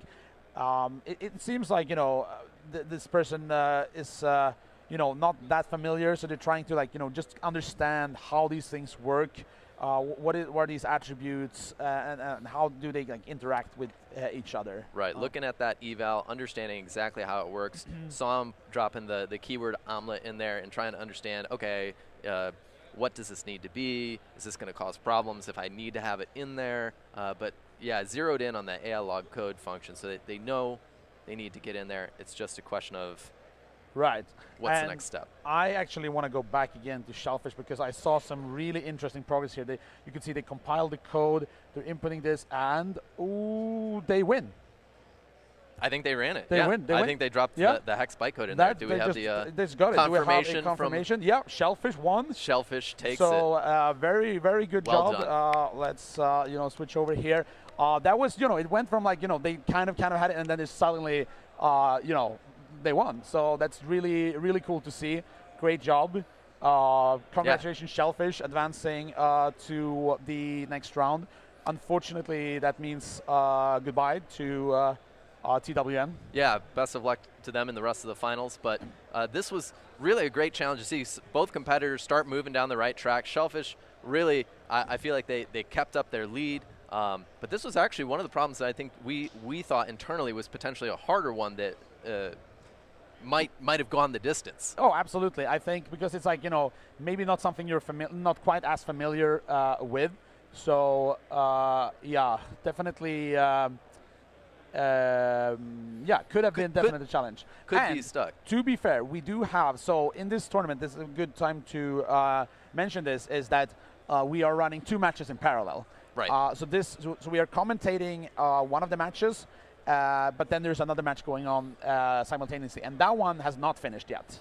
Yeah, and all of these competitors are from DEF CON Finals teams, so everybody is top tier. We do give the teams a little bit of a heads up in that they know that this is a Python challenge coming in, so they're probably sending in their people who are the very best on their team at dealing with Python. Yep, totally.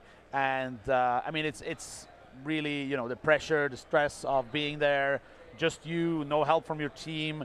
You know that you're kind of like representing your whole team, and there's a bunch of points on the line for this.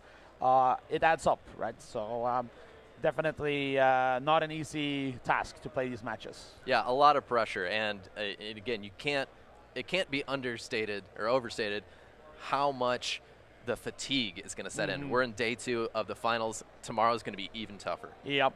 And before we go to a break here, let's bring up the bracket.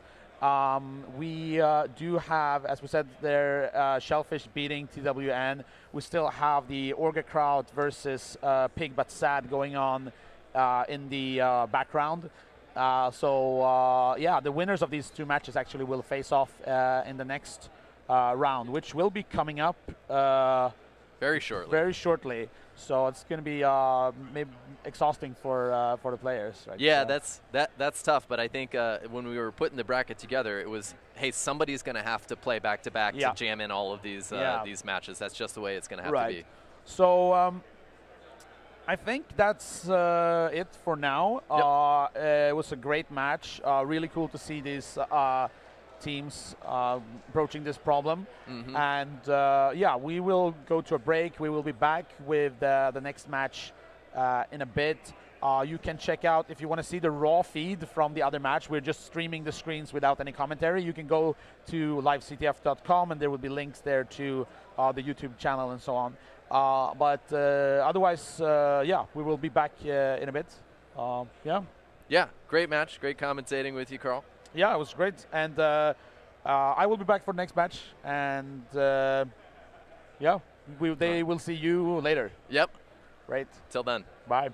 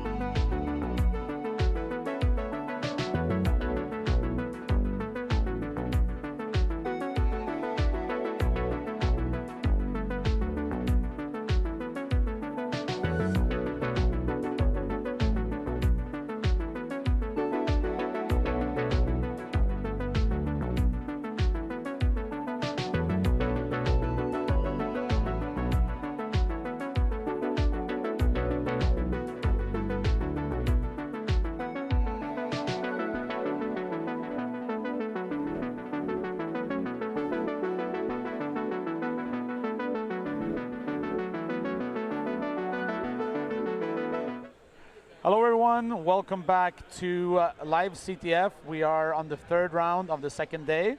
My name is Zeta2 or Carl, and I'm here with V. Hi, I'm V Weiss. Yeah, excited to be here. Scorpio Sun. So let's go. Nice. So we have a match here between Shellfish and Pig But Sad, and we're just going to get the match started, and we will talk more about the teams and the challenge they are solving. So I'm just going to check quick OK there. Yes. So we'll start the match. Let's do a countdown in 5, 4, 3, 2, 1. Let's go. Awesome. So we are off to the races. So yeah, the first thing that will happen is that the teams download the tar challenge. file, yeah. And start looking at it. Well, it's going to be interesting to see what various tools they will be using. We have here, as I said, Pig But Sad and Shellfish. Although we just learned before the match started that the player from Pig But Sad is at, is it ASU? Yes. Yes. ASU, where Shellfish is from. Yeah. Right. So it's kind of like a internal battle. And yeah, let's switch over to just look at Pig But Sad's screen. Okay. They're interacting with the challenge, just seeing what it is. Already opened an IDA, finding the right function right now. Right. It looks like a string format, possibly. Right. Okay, so yeah, so we have a classic like pwn challenge with like a menu that you can choose various options. You can see them highlighting these like core functions here, like the delete message, edit message. Okay, there's a const char star being casted there. Okay, so for more details, it's a messaging type of menu, so there'll be some user input, it looks like. Yeah. We can have a look at Shellfish. So on their side, we also see IDA, also doing like the initial reversing. Looks like they're looking at a little bit of a different part of the code, just tidying up the types, which are a bit messy initially. Yeah, so they're finding the size of the buffer over here at Pig But Sad, doing initial reconnaissance to find the inputs. For any type of function writing to it. Right. So we see both the teams going for a pretty, starting out with the static analysis, doing like the decompilation and so on. And we have seen throughout the event, the amount of time people spend on the initial like static analysis before they go to kind of like the dynamic analysis differs quite a lot. Like some people like to do quite a lot of reversing before they start trying exploiting, and some people just do like a very cursory look before they bring out like a debugger and so on. Oh, that's interesting. So both teams just went to static analysis first, right? Like spending a few minutes here. Yeah. And I mean I think most of them do that like initially, but we'll see how long they stay here before they start writing some exploit code. Yeah. Pig But Sad is very fast with searching, getting the function pointers, focusing on. Right, so we have some where kind they of can start writing structure here being defined. So they're kind of like reconstructing this. Is it like a message struct, I think?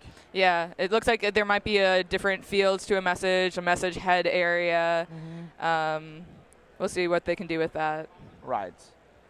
And it's a little bit interesting with the okay, there it looks starting to look a bit better once you start defining these types, and this helps you get a clear understanding of what's going on. Yeah. We can switch over to interesting. So Shellfish is actually putting comments in their IDA output. Right, and you could see they wrote overflow there. So it seems like they have well, potentially found the bug. The bug, and now they're trying maybe to figure out how do you get there and so on. Did you see where they had overflow, which function? Or so I think it was in the same function that we were looking at before. Yes, but I'm not entirely sure. You can see there like they called something like a maybe next. Which is, I think, a good strategy. Like sometimes, you're not completely sure. You write something, but you make a note to make sure that, like, don't trust this too much. In a limited time, you just keep going. Pig But Sad instead of comments, just renaming variables, cleaning up everything. Right. Yeah. So they're looking at the string compares right now. Okay, so there's bad words. So it seems in this challenge it's a message one, but it seems like there's going to be certain words you can't say as the bad word. And so that might be kind of where we'll want to put any type of payload or bypass there. So it'll be interesting to see what the bad words are as well as we go through the challenge. Yeah, you can see that like big hex constant there. Yeah. It looked very much in the like printable ASCII range. So there was probably a string that was incorrectly interpreted as a number. And now we can see some interaction with the binary again. To be honest, this is how I know that they're kind of competent. They're like, I would just spam the binary. I would just be interacting with it at first too. Yeah. They're really trying to be more methodical. And it's how many, like what, over 5 minutes, over 3 minutes in, and they haven't really interacted much with the binary, just spending time. Yeah, taking your time. Like it's very it's a big challenge. Like the kind of meta game or like the strategy here. Like how do you because like you want to go quick, but if you rush it too much, you might get like tangled up in these like go down. It might become very messy, and you might actually lose time in the end. Yeah. For sure. So, okay, so Pigbuttsad is figuring out where the pointers are going to, where the function pointers are going to. How is Shellfish doing over there? Right. So here we actually start seeing some exploits. Oh, they started writing. Yeah. So you can see here they're using Python with Pwn tools. The popular choice. Yeah, and they are kind of defining a new. I guess this is like a new message. They're this whole interaction with the program, they're writing these like helper functions to make it easy to write these things. So it looks like they are, you can see there they put hack is probably a bad word. Yes. Controversial. Hacking is not a crime. But yeah, so it looks like, they already have their string initially being constructed. They're going to start sending a payload over. Maybe they're going to send it a few times and try and debug it that way, see what the response is. But it's interesting that Shellfish is already doing that. Meanwhile, this team is, they're doing a great job, like really commenting everything, knowing what pointer is doing what.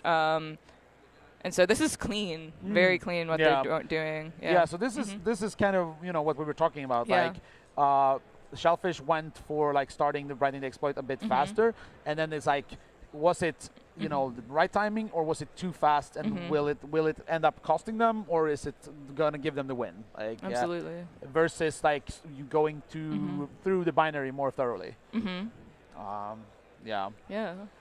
So this seems like, a very basic string sanitization type of bug, malloc being called. So, this seems like a really good beginner CTF if anyone's watching and wants to take notes too. We should actually point that out, that all of the challenges that we will run here throughout the event, we will be publishing them. So if you want to try these things out, we will actually also like post all the times the participants had. So if you want to try to do like benchmark yourself against these very, very good players, there will be a possibility to do so as well. Yeah. So right now Pigbutsad's focusing on the delete message function here. What's Shellfish looking at right now? Switching over to Shellfish, I see that so you can see there it was very quick, but in their Sol script they had these like thing to create a new message, and they put in these bad words, and this is actually the exact right way to go, because if I remember correctly, maybe you looked into this more, like the point is that when a bad word gets filtered, it gets like replaced by something that's longer, so it will like expand the size of your message, which will eventually overflow the buffer that it's located in. And you can see that they're concatenating. Oh, sorry, my eyes are bad, but if we... so they're creating new messages. Those messages don't have any bad words. Those are just like big sequences of A's and B's. Yeah, getting padding in to try and make it the right size already without having to have that penalty for writing the bad word. Exactly. But interesting thing is that it seems like they're listing out the messages, and you could see that long sequence of Bs, but there were some garbage characters at the end, so that would kind of suggest that that is like a leak, so maybe they need that for the exploitation part. Or is it any Unicode characters or any type of certain interesting characters, or just random ones? Yeah, it looked just like random, so Okay. I suspect this is like you make a message that like just the right amount, and then it will print out stuff afterwards. So a very simple Stack Overflow there. Yeah. And so, oh wow, we have some very nice Python happening over here with pig but sad. Yeah, so they have these like template for their script, and this is actually kind of cool. You can see that the teams are prepared, right? Because you have these like short 2-3 letter functions that are used to just make it faster to type these exploit scripts. It's very methodical. Yeah, so that's... so they're just encoding the strings to send over to... There's a GDB attach function that they'll be filling out soon. Right, and they're... so they have these... I think it's really cool, like, you know, they come prepared with these kind of templates, and I've even heard, like, some teams have been... practicing, like they took the challenges from last year and used as kind of like a way to train their kind of like speed poning abilities. So like the teams are definitely taking it seriously. And here you can see you hack as using one of the bad words and like posting just a lot of these bad words. Yeah, and that's interesting. Instead of doing random characters for getting the padding before hack, it's just using hack the whole time. So yeah, we'll see. So this means that I would say that it seems a little bit like Pig but Sad kind of like caught up to Shellfish here with this. So very quickly. Yeah. So I think it's a very, very close race. Yeah. You can see they're grabbing some offset from IDA. And I actually don't know what that command was in GDB, but that's going to be interesting to see. And now they are running this with the debugger. And they're just checking the breakpoints, seeing. Yeah. And that's interesting. Like the offset he found so quickly too in IDA, really doing some nice static analysis paid off there. Yeah. So just putting a breakpoint there to see, maybe to analyze the, you know, the exploiter, and you can see those like hack messages. And yeah, so it's a pretty pretty close race here, I would say. It's not sure exactly what they're doing right now, but if we look here again at Shellfish, I think they have like a very clean exploit script here. You can see these like helper functions for I think it's like a new message, edit message, delete message. Yeah, right.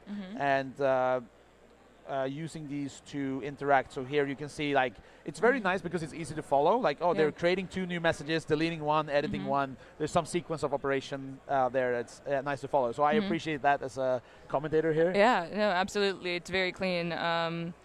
And they were able to really quickly find the sanitization function. They were able to do this very quickly. Yeah. And if we go back to Pig again, still doing some debugging. It looks like now they are in some. Yeah, I was trying to see where they were doing the break, but I couldn't quite make it out. It's kind of going fast there. It's going very fast. I've been so the players they sit behind us here behind a wall, and I've seen some of the matches, like the speed at which they are like just typing the stuff is insane. And right. Oh, so there we can see if on the right side there you saw the deleted. The words being removed. Yes, and then since the string deleted is longer than the string hack, this is what causes the bug. Yeah, and they're stepping through the sanitize function. A lot of stepping to get to the right place. Yeah, just tapping the button. Yeah, that's and we have, if we switch over to Shellfish again, we can see that they run the check sec thing, and they highlight. I saw the player like highlighting the NX enabled. Here you can see. You can see the 41, so you can see their payload, the padding for the A's starting. Yeah. And trying to maybe figure out the various addresses and offsets, just checking that what ends up in quite make out where that was like in the string comparison stuff. Yeah. Oh, first I thought it was like the word was misspelled, but it's just backwards because the endianness. Yeah. Yeah. The deleted endian is backwards. Is great actually. That's a good team name. Detelid. Detelid. Yeah. If you want to join, we're looking for members. Yeah. How's your? Have you played any CTFs recently? Oh man, we did Hack the Box CTF recently, like at work. It was really wholesome. Nice. That's a very good CTF. You know, they write some. It was like a VM reversing challenge, which was nice. But yeah, I recommend that as just a really relaxing one too. What about you? So I've mostly kind of like retired, but I from playing, I organize a bunch of stuff. I do every year play the Flare on. Flareon's great. Yeah, and so hopefully that one should be coming up right now in like a few weeks. So I'm looking forward to that. Hopefully that happens. Yeah. But yeah, other than that, been more organizing than playing the competitions. When was the last DEF CON CTF you played? Village or main? So I founded Norse Code in 20.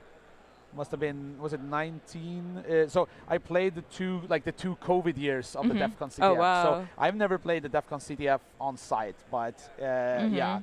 There was, I think it was DEF CON 2018 that I, like it was, I think there was like an ARM V8 x86 polyglot. It was, some of the challenges 2018 were pretty nasty. To mention that we are running 2 matches in parallel. We are commentating this one between Shellfish and Pigbat Sad, but we also have a match between I think it's Blue Water and Norse Code going on. Like they are playing the same challenge, but off stream. So yeah. So we have some more debugging action going on here, right? So he's just making sure that the start of the payload is being put in the right place. He's using, you see the hexadecimal, like 6.2s to try and figure out like where he needs to. So he's left adjusting the padding. I love seeing a L adjust and a right adjust instead of just, you know, like. Right, yeah. Like do that. using every single like convenience function. The built-in Python ones, to your fullest advantage. And it's also here looking at double checking like the memory mappings to find offsets and it's switching things up. They got rid of the hack words for now, so maybe they needed to like take a step back and just check some of their assumptions and where things are located. So he's writing another function here for just editing the message. Okay. Yep. So we can see these they're similar to what Shellfish did over here with these. You have these helper functions for like managing your messages, so like to not have to like repeat so many things in the exploits. And I feel like the Shellfish exploit code looks very similar to like not much has changed. I feel like since we looked at it a moment ago, but hopefully they've been gathering some probably debugging, looking at GDB, setting breakpoints as well. Yeah. So they've written GDB attached to. That was part of the template for that Sad But Pig had. Yeah, definitely they came prepared. So Pig But Sad's going back to hack and using the word hack, but now they just have it in their payload. So to simplify it, they made their payload just be the hack bytes. Sending that over. Right, now there's, I think something went wrong there. Maybe there was like a very large amount of output. So yeah, it might be on the size for the 100 hexadecimal. What size of like A's and B's are they sending over there? Also 100? Yeah, so Shellfish, I think it was, I've seen various things in their code. Let's see if they switch back to it. I've seen like 100, 200, but you can see the read. Yeah, there's a read call there, reading hex 100 characters.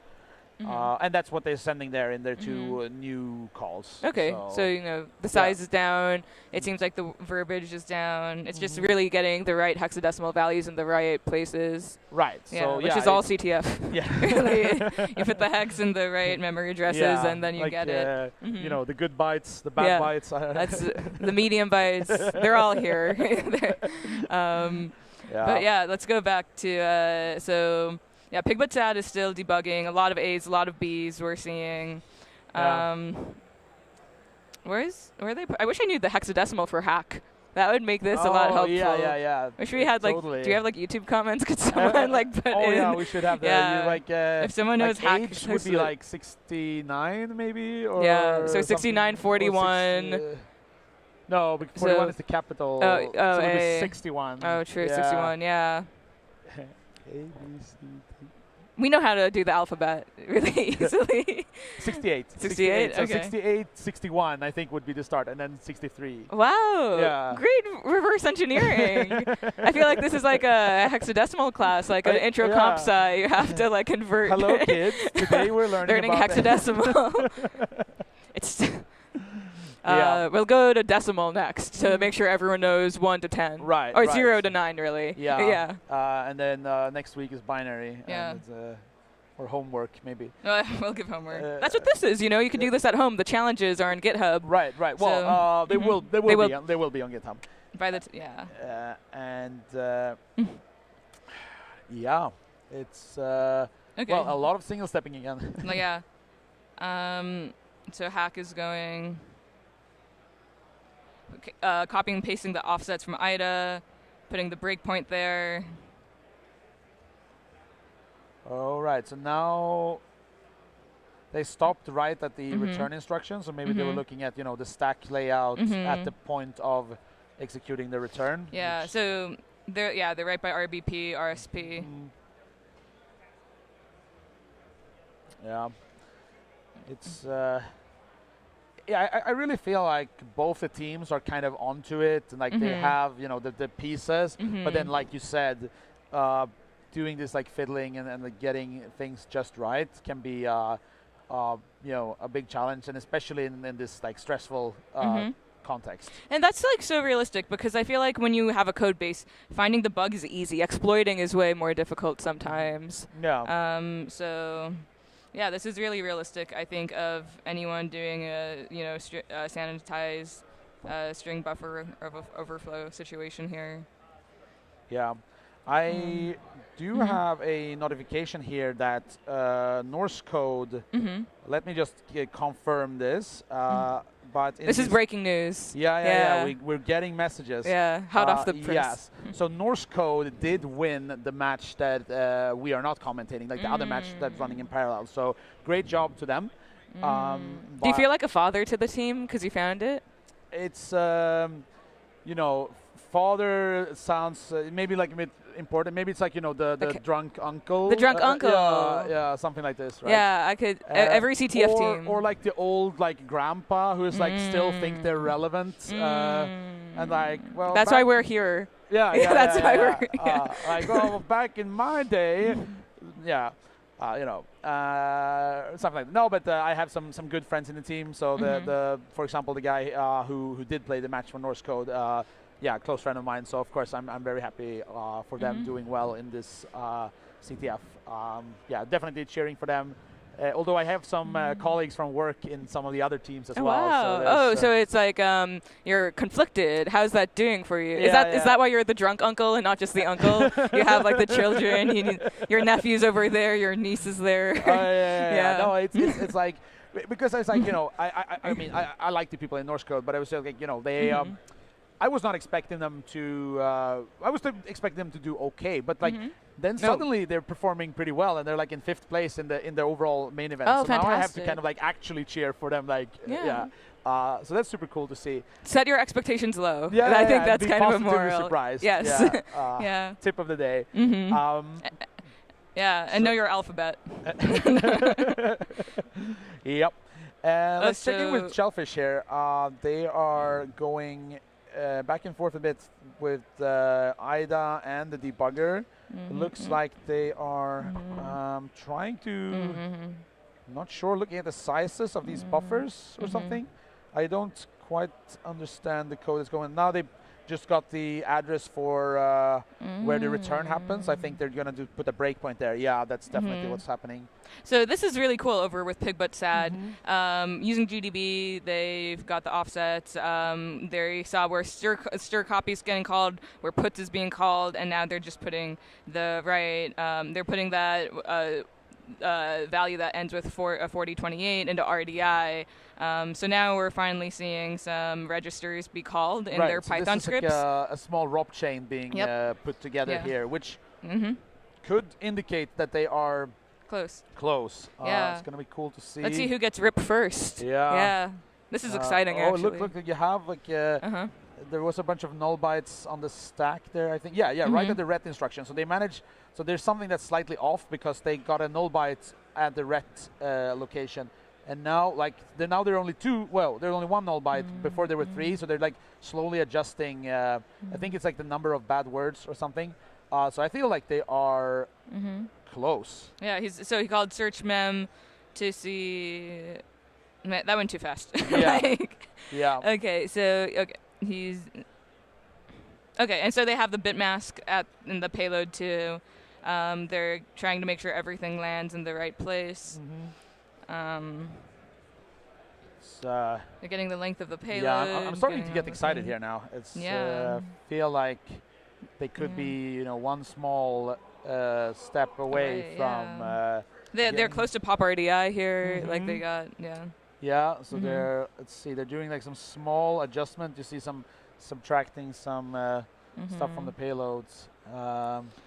So yeah, a cool, simple ROP chain based exploit for this. This would be a really cool ROP chain beginner on GitHub if anyone wants to do this. I think we, for a lot of these challenges, because we wanted to be able to solve it within the 50 minutes we have, I think we have been fairly generous. Like sometimes we put some like very useful gadgets.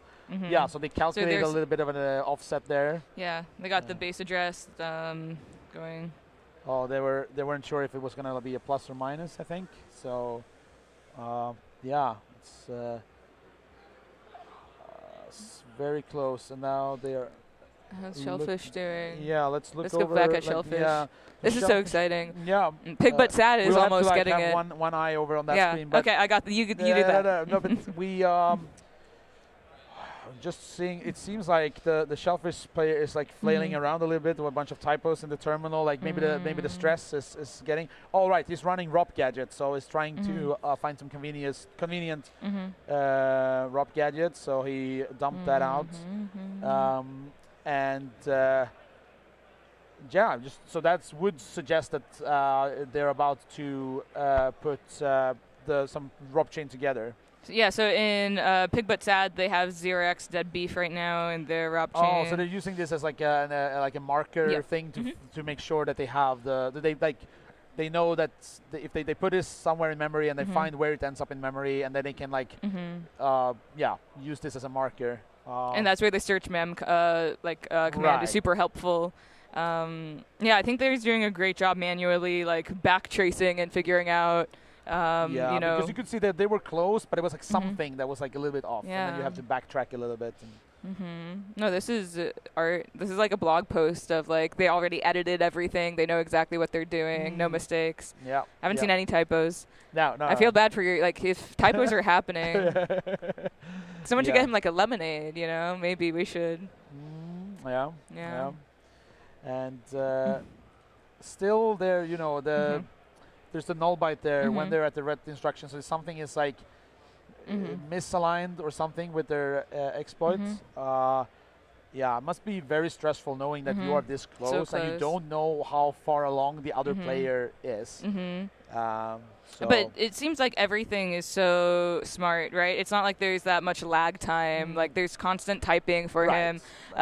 With Shellfish, let's spend some more time here. I feel like we've spent so much time with Pigbutt-Sad. So we can see here, they are now putting together the ROP chain here. Like they used ROP gadget before, which is a tool to find ROP gadgets in a binary. They dumped it to a text file, and now looking through this and picking and choosing the various things. You can see here they're using there's one pop RDI ret gadget here. So they're building up this ROP chain, and then you can see if a few lines below, they have kind of like the start of the payload to, I think, like trigger the vulnerability, and then they add on the ROP chain at the end there. So very like methodical here, and great comments too. I like how they actually have pop RDI or like ret for what they're looking at. You can not just making the gadget, they're showing exactly what instructions they want to start using for their ROP chain. Right, and I think this is really cool to see, because now, like, a moment ago, I felt like Pig.Sad was a little bit behind with like the ROP chain and stuff, but then something went wrong and they had to like debug this.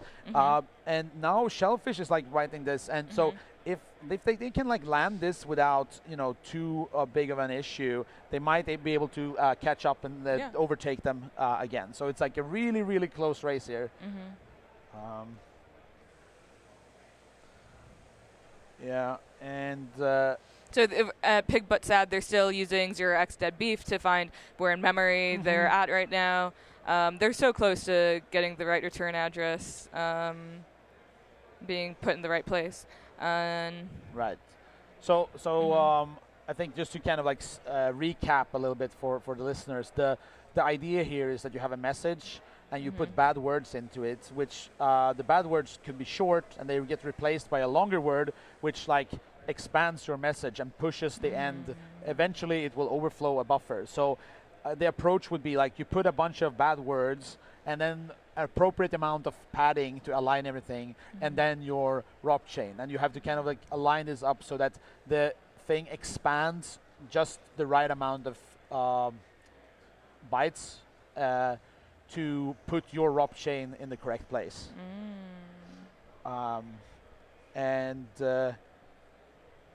Yeah, we can see there's definitely, you know, there's something like there's something that they're like going wrong. You can see here ret instruction, and now, right now they have aligned it. You can see they are at the ret instruction, and the top is a one of their gadgets, I believe. So that's very significant. Yeah. So pop RDI is a great gadget to start using there. Right. And oh, this is so close. Really? Yeah. Like if we switch over to Shellfish. Oh, they're typing like the same words basically. Right. Here, You can see here. Oh, I like how with Shellfish you could see the way they're naming it. They're like getting the base address of the library. This is a very like academic tutorial way. Right. To So write this is like exploit code that I really like, and not too different from how I like to write it. Would be like being very like a lot of you have some More log variables. statements, proper variable names, like the whole thing. Of course, that might not necessarily be the like most efficient way in like a speed pwning setting like this, but on the other hand, like taking it, like doing a methodical approach and like make sure you do everything right can save you costly mistakes. Yeah, and like there's something to be said at you want to be super careful with like subtracting the right base address to the function address that you're looking for. Right. Yeah, and so they have BNSH already written. yes. So they, I think they could. Oh, it's so close here. They're doing maybe some final debugging. Could we possibly see this working? I want to just look at them for a short moment more here to see if things are oh, like look now you have the ret that was pointing at the ROP address. Oh, sorry, the ROP chain was on the stack at the ret address. So it really looks like they are right there. So yeah, they're and now they are duplicating the interesting. Are they okay? So they're duplicating getting their shell. So they have SH in system.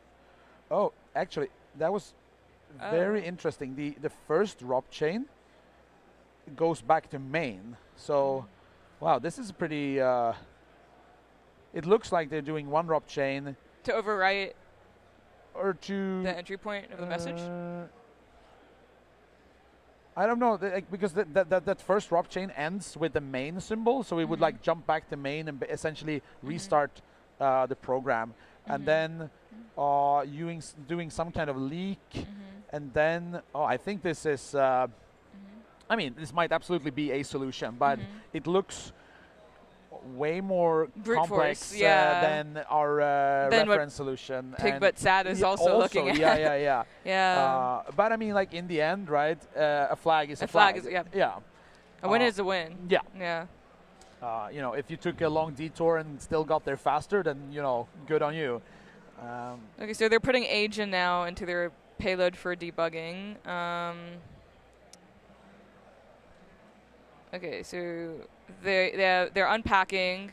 They have U64 being called for unpacking, and Right. then So they did a small leak, and then okay, then there they have the libc address as well. Did we? Yeah. Okay. They're getting. It's getting the base hex. Okay, so this is just basic calculating the base. Meanwhile, it's interesting. Shellfish is already writing like a second prop chain, and we're just over here still getting. Not that it's bad. I really like how methodical Pig But Sad is, but it's interesting to see that Shellfish is basically just like brute forcing kind of like the second prop chain. And it's actually interesting if you look at their screen here. They're kind of debugging here. You can see they are at the ret instruction in the debugger, and then you have this 41 string at the top of the stack. So I think they are using that to like double check that the ROP chain are being is being put in the proper location in memory. So they could be close. And now they are copying some data from the top of the stack. Oh, they're using the cyclic. Yeah, that's cool. So Shellfish is using a lot more like tooling. So the cyclic function, it generates a sequence which you can then input into your program, and then you can take a very small substring of that sequence and then calculate back the index. So this can really help you figure out what offset you know. That's interesting. We have more manual offset calculation here. Yeah, a lot less commands happening. Right.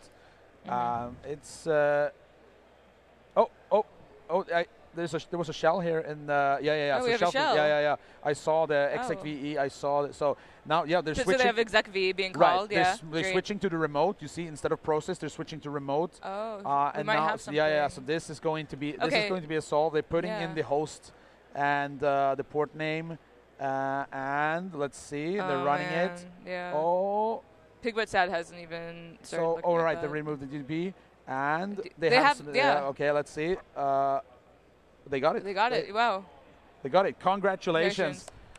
Really nice. Really nice. Congrats to Shellfish. Yeah, Shellfish. Yeah. Advancing in the tournament. Unfortunately, Pig But Sad are knocked out of the LiveCTF tournament, but they had a great run, really well played.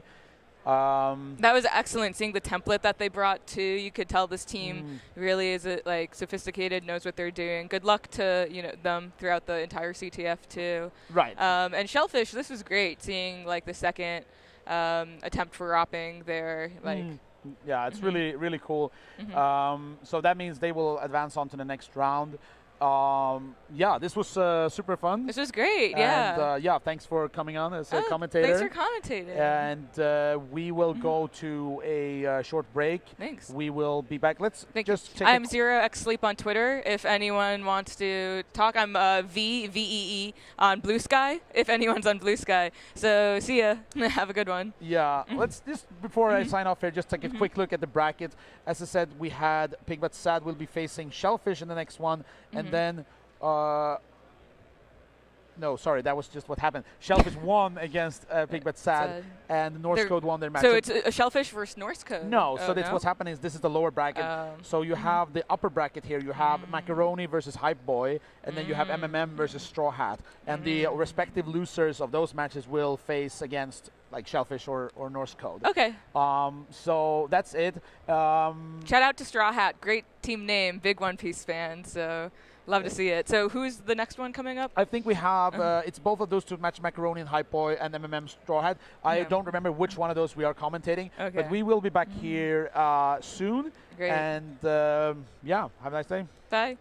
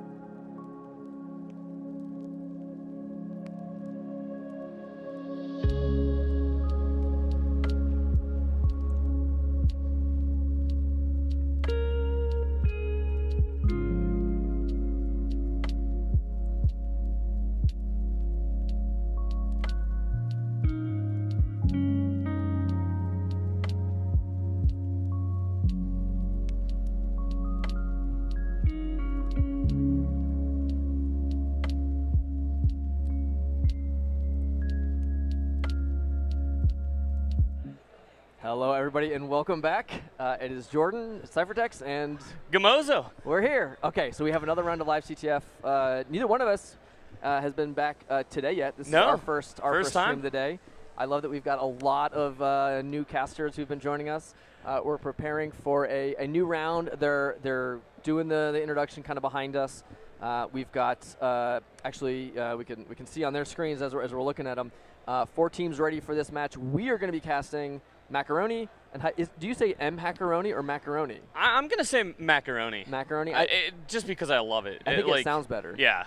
I always thought it was M-Hackaroni, and then I finally heard somebody say Macaroni. Macaroni? Like, oh, no. That's way better. So Macaroni and Hype Boy. We're going to see on this stream.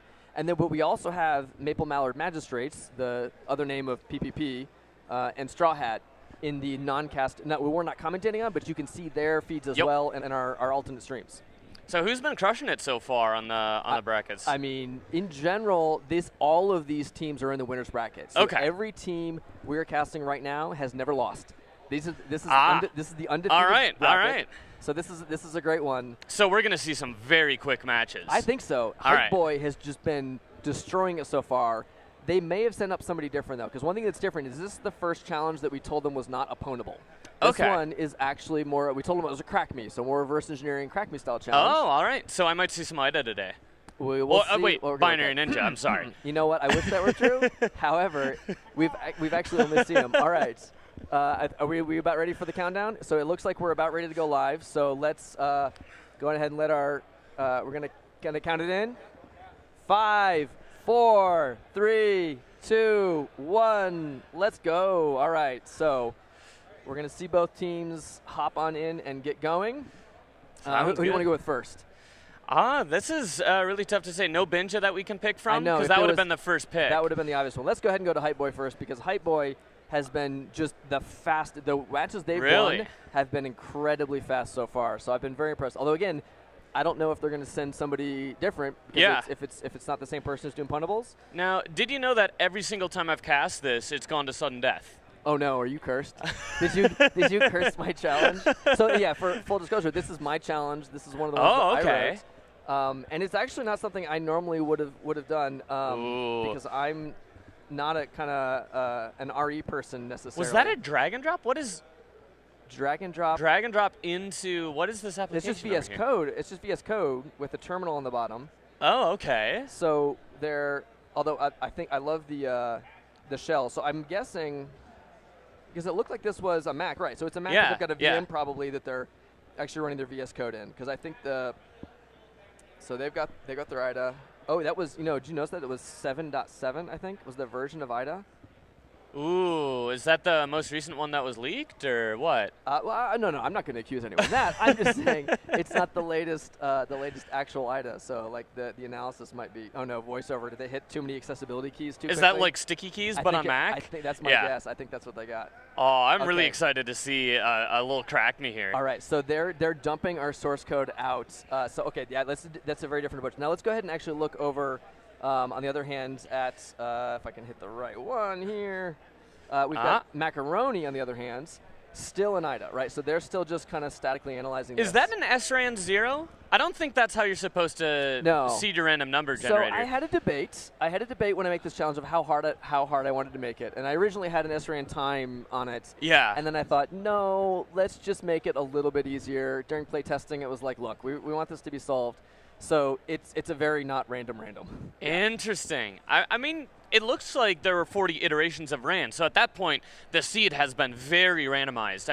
But you are going to get the same. You're going to get the same order with the same count of items here. Yeah. So yeah, they are going to get sort of a fixed order, but it's not like intuitively obvious from static analysis here. This is interesting. To figure out this order, you really want to like do that dynamically, or just kind of run it and either with a breakpoint like dump them out, or so actually over here on the other side, so Hype Boy, again, the first thing that they did, it's really interesting to me, they heard Crackme, so they immediately just decompiled, dumped it to text, and now they're cleaning it up because they want to actually get this buildable. There we go. So you can see this is very clean. I love the way they're doing this.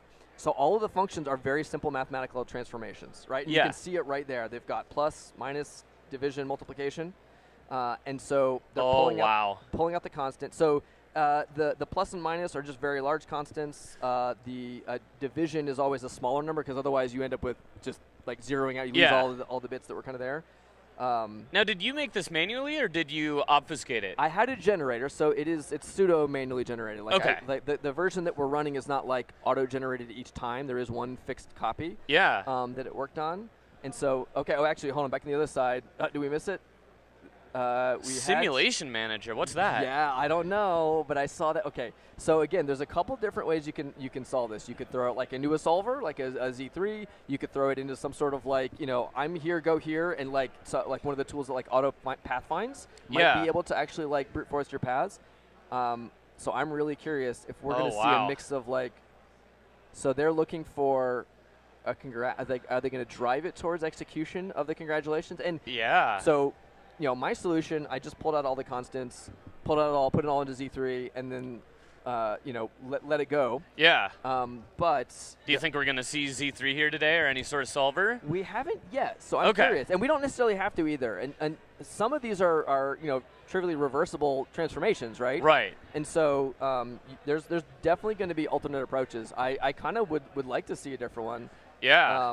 But certainly I know it's at least solvable with the Z3 approach. So with SRAN, way back in the day, I'm pretty sure the entropy or like the state space of RAND was like 16 bits or 32 bits or something quite small. Is this a brutable problem? So is this a 2 to the 32 sort of thing? It's not, and the reason why I think is because the thing that's being randomized is the order of the functions. So the functions each have all these different transformations. I see. So the only thing that's going to be random here is like we're going to call it function 10 first or 20. So that order is like sort of fixed random. It's not just obvious in the code what order is going to be called because that has involved the random. But you could again. With GDB, you can up that out. You could rewrite. Actually, you could recompile it. Right. The source decompiles cleanly. Pull it out, rerun it, and then print out the order before you run it. And we got Z3 already over here on HackerRunny. So we do have a Z3. So that's exactly. So and they've got it's the array here. Are we pulling out constants or I wonder what we're looking at in that array? So we've got the 8, 4. Okay, that actually the array is almost certainly going to be the order of the functions, right? Right. So they're saying that's the order of the functions called. And now they're gonna are they just gonna do this manually? It looks like it function time. Just go through each one of them. No way. Listen, the name of this challenge is actually John Henry. Okay. Okay, and this is sort of like the John Henry was the railroad man, like hammering all day. And like, is he going to beat the railroad machine or whatever? Right. So this is kind of, this is fantastic because I really thought like, are people going to write some sort of like fully automated extraction, or are they just going to like copy paste values and pull it out? This is terrifying to me because Z3 is, and Python in general, is not very generous if you make a mistake. It's not. If one of those slashes is not a 2/ and it's a 1/, you lost the whole thing, and it might take a long time to figure out where that very, very small error is. Yeah, and spoiler alert, minor spoiler alert, I believe the second hint on this challenge tells them that like udiv is not the same as div. If you actually look at the division operations in Z3, there is a difference in signed and unsigned division. Oh, and if you're looking through here, it would be very hard to catch the difference between a uint and an int when it comes to just popping through an IDA. Like right there, that's an int. Well, and that may or not be right too, because again, the division operation that you're going to get, like it's implicit a lot of the time, and so it doesn't stand out at all. Oh, that's really tricky. So it wasn't an intentional part of it. But it very well could be, and we did know that might bite people, which is why I said that is the second hint that's queued up. Yeah. Specifically says like, yo, go look at these things, because that's the operation that's gonna. And what we'll see is if they try to do this in Z3 without the correct division, it'll just churn away, unable to satisfy, right? And so it just kind of like times out, which is frustrating. But honestly convenient. It's better than. I mean, getting that timeout is like, false answer. Seeing unsat is like, okay, I know that something is wrong. I have to do something. Yeah. Well, it can also, the other failure case, sometimes it can just like churn and just sit and spin, and you don't know if you did it wrong. Hopefully they realize, again, this is a speed competition. I didn't give them something it would take 10 minutes to run a Z3. That's not the design. So if you hit that, something has gone wrong. So hopefully they'll be like, the nice thing is once they get it, they can run it, and then if it go off and do other things. That's one of the really interesting parts about a CTF and using a solver is like if I'm working on something in the wild and I'm bringing in a solver, I don't really know if it's satisfiable or not. Yeah. And in a CTF, you know it's going to be satisfiable. It's going to be solvable, or maybe the Z3 is the wrong tool, but like you know there is a solution. And again, particular challenges, these LiveCTF challenges are meant to be fast. They're meant to be really Right. So we want to showcase the sort of traditional, basic, like archetypal like, challenges. So what would your threshold be when you get approached with a challenge like this and you see that there's like a switch statement with a bunch of different functions? When would you go immediately to automation or some regex or something to process this versus this very manual approach, which honestly I think is very clean if all the functions are tiny and it's only 20. But if you get surprised and you get to a later function and it's big, you might really regret it. Yeah, 40 of these functions was meant to do. I did it by hand, certainly, but I also had, you know, the lack of pressure and stress when I was writing my solution that wasn't timed. I designed it so that I thought it would be faster, although, again, I'm a Binja dev, so of course in Binja it was like 4 lines of Python to dump out each function and each operation. Oh, you wrote a script for it. So I wrote a script that actually dynamically like pulled out all those contents. Have we seen anyone write a script for IDA or Binja or Ghidra? No, I don't think we've seen so far anyways, although I haven't caught all of the matches. I've been doing some other things around it, but so far, and I think that's just because most of the people are focusing on the fast. Actually, let's go back to Hypo. Yeah, for sure. It looks like they already have the code extracted in the way that they want. Yes. So now they pulled out those because again, remember they just dumped the text from IDA and then copied and pasted, which I think is definitely a faster approach. Yeah, I definitely think Hypo is ahead at this point, and I like seeing that Macaroni made a transition into using lambdas. They were doing like def, making the full functions, and then they're like lambda, lambda, lambda, lambda. Yep. So now it looks like we have very similar things on both sides, except Macaroni is still manually extracting those, and it looks like Hypo's already kind of approaching the problem here. Yeah, so they've got the big vector. They know the size of that. They have created this value at the end where they know that there's this final check. It must be equal to this value. So it's definitely on track. The question is going to be, again, on their division. So you notice they're actually doing just a single division here on their operations, and this really is going to need to be the UDiv in Z3 if you're going to use Z3 on this, which again both are so far. We're seeing. Is there a way that you can set that on the variable and say just make everything unsigned or something on this variable, where you could just do a one-pass change all of them? Well, I would probably honestly do it with a text replacement at this point, like multi-cursor or something. And that's, which is an interesting note that's basically the fact that they did a text replacement. They took it out of IDA, deleted a bunch of lines, and then manually like did multi-cursor to replace it. I think that's a sort of in between, like a full-fledged. I've written a script to fully automate it, or I'm doing it line at a time by copying and pasting the way we're seeing with Macaroni. Now, are they going to have to go in reverse rand? There we go. We just saw the double division. Oh, there it is. So they did it's closer. It's now the same spot Macaroni is, but there's still neither one is going to get the right answer until they can realize that that's not quite the same division. So I was afraid this is going to be a sticking point for teams, which again, worst case, they're going to get that hint. They will get that after 35 minutes into this round. Right. They're going to get notice of that. So. That's really tricky. So. Oh no! Wait a minute. This is interesting. So it looks like they're commenting out the actual Z3 components now. And what are they? Are we trying to brute force? That's a good question. Brute forcing a 64-bit value is going to be impossible. A little tricky, yeah. I don't think they have the compute especially for that. in Python. I don't even think a 32-bit is going to be possible with arrays and stuff in Python, especially with like dynamic dispatch of functions. So the arrays, the array lookup for your functions, the function order. Yeah. What you really should do at that point is just put them all into the same function, not call them as functions, and do them straight through. Yeah. That would be if you really wanted to brute force it. So let's see, though. Do you know if there are many solutions? Like, are there many? There are multiple solutions. Because you say it's 64-bit, but what's the actual space? Actually, I don't know. Actually, that's a great point. Like, what if there's a very convenient one, very shallow? It's possible. And what I simply did was when I tested it, I got a single solution. I tested that it worked, and then I went and then tried a few other ones. I would specify not that, just to get a few more. So I knew. So I know there's more than one, but I never actually characterized and tried to. That would be really fun. So it is possible that there's maybe a lot of this and actually just I don't think there are. I think, in fact, earlier versions there were. So again, remember I mentioned that I tweaked those constants? So that like the plus and minus are just large random constants, and then there's much smaller on the division. Because if you have a very, very large division, you'll end up with like 0 or 1. Right, exactly. And then everything on throughout it, you've sort of lost all those bits in there. So by having the smaller less than a byte-sized division. Yeah. I think you're keeping most of the bits of entropy up in there, and so or at least most of the bits are kind of floating. I think it really depends at what ends at the end of that expression and where everything wraps up. So if someone was watching from home right now and was interested in tackling this problem, is there a way for them to get those challenges? Not yet. Not yet. We Okay. will be publishing, so at the end of the competition, assuming we're still awake and Okay. coherent, we have a GitHub. We'll be putting all of the challenges. Perfect. We have thought about trying to do it kind of live so people can play along as soon as the round Right. ends. But even throughout, it wouldn't be a huge deal because the teams could certainly like remotely connect to another team's box and pull the binaries off. It's not like Right, it's a secret. yeah. Once the binary is out, the binary is out. So Exactly, yeah. Yeah, that would be fun for us. Okay, here we go. Crypto.util.number.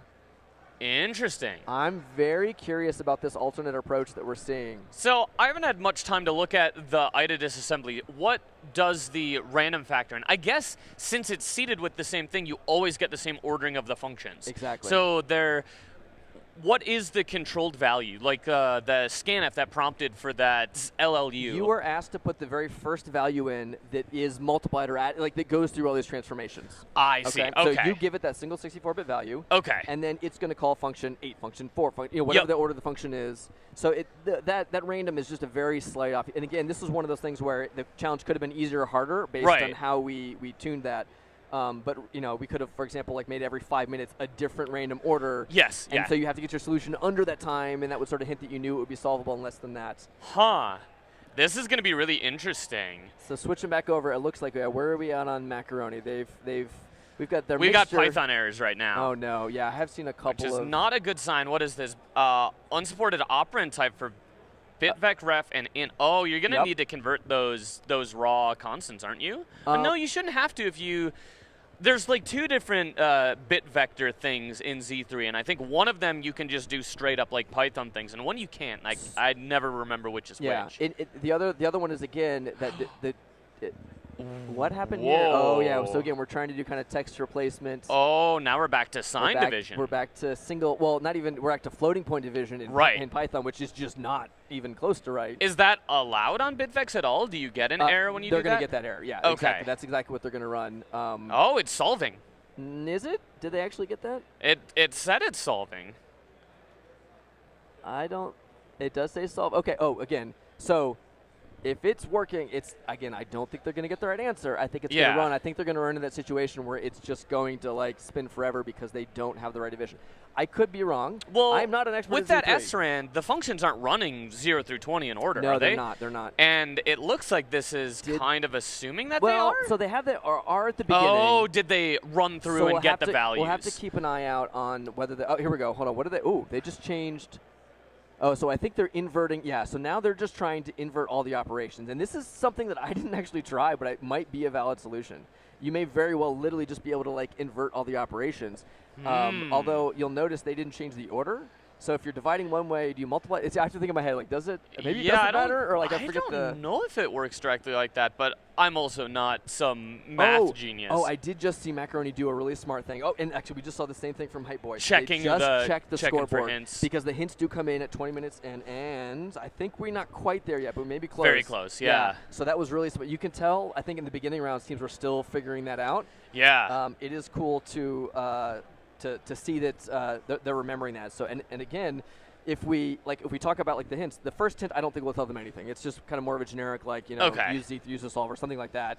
I forget the exact details of the hint, but that second hint is going to be the one that gives them like, hey, division's important. Look at UDiv. Right. Because again, I think that's gonna be something that's gonna block them. So yeah, that would give them like 15 more minutes to solve that before we run into a now situation. It looks like we're doing some Vim regex replacement here to, I guess, do some sort of transform on the code.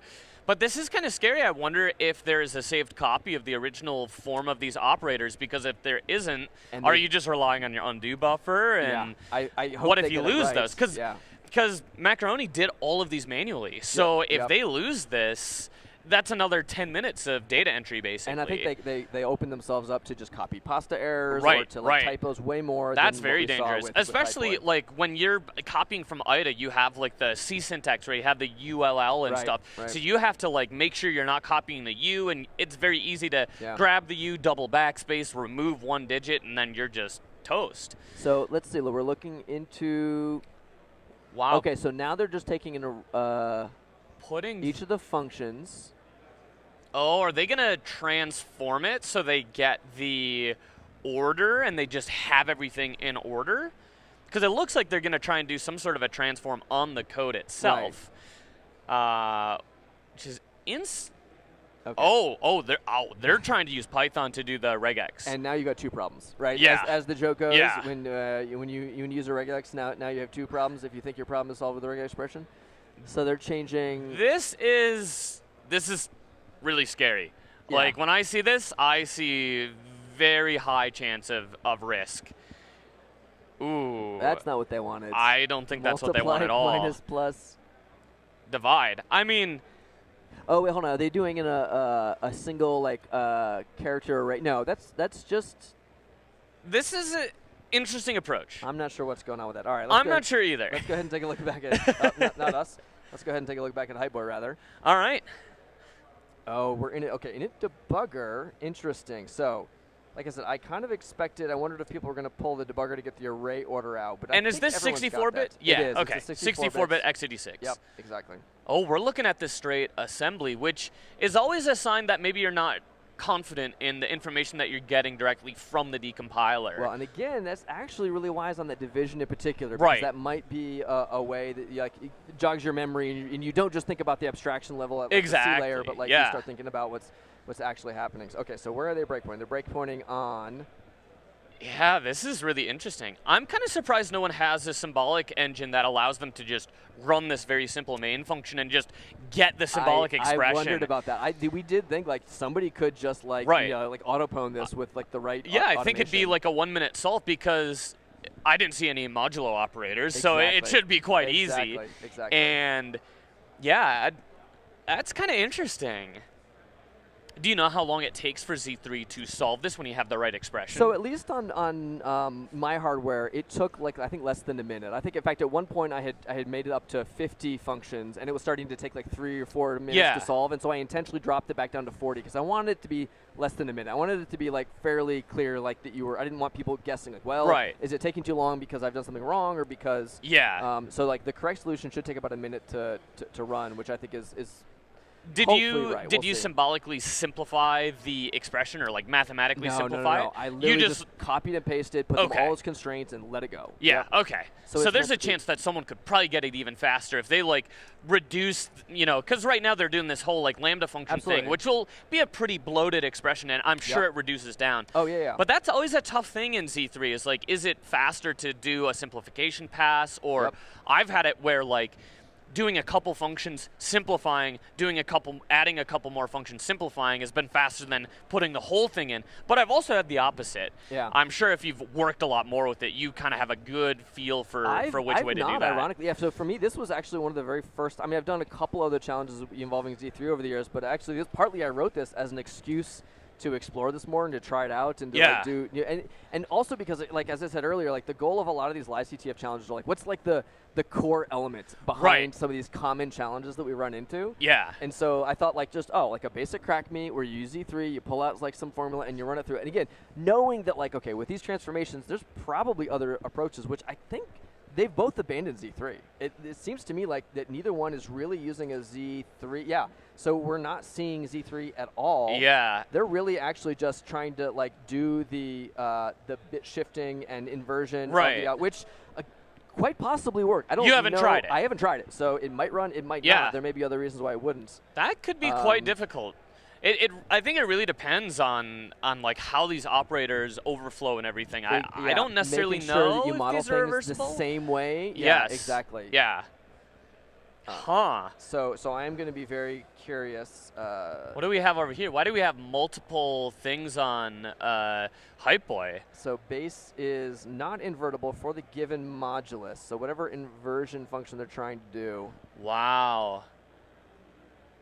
That's an interesting. So I've never actually seen that. Apparently, the crypto library has an inversion where you can say just invert this math operation. Yeah. Or no. Is that bit inversion? I'm not sure what that inverse function is actually.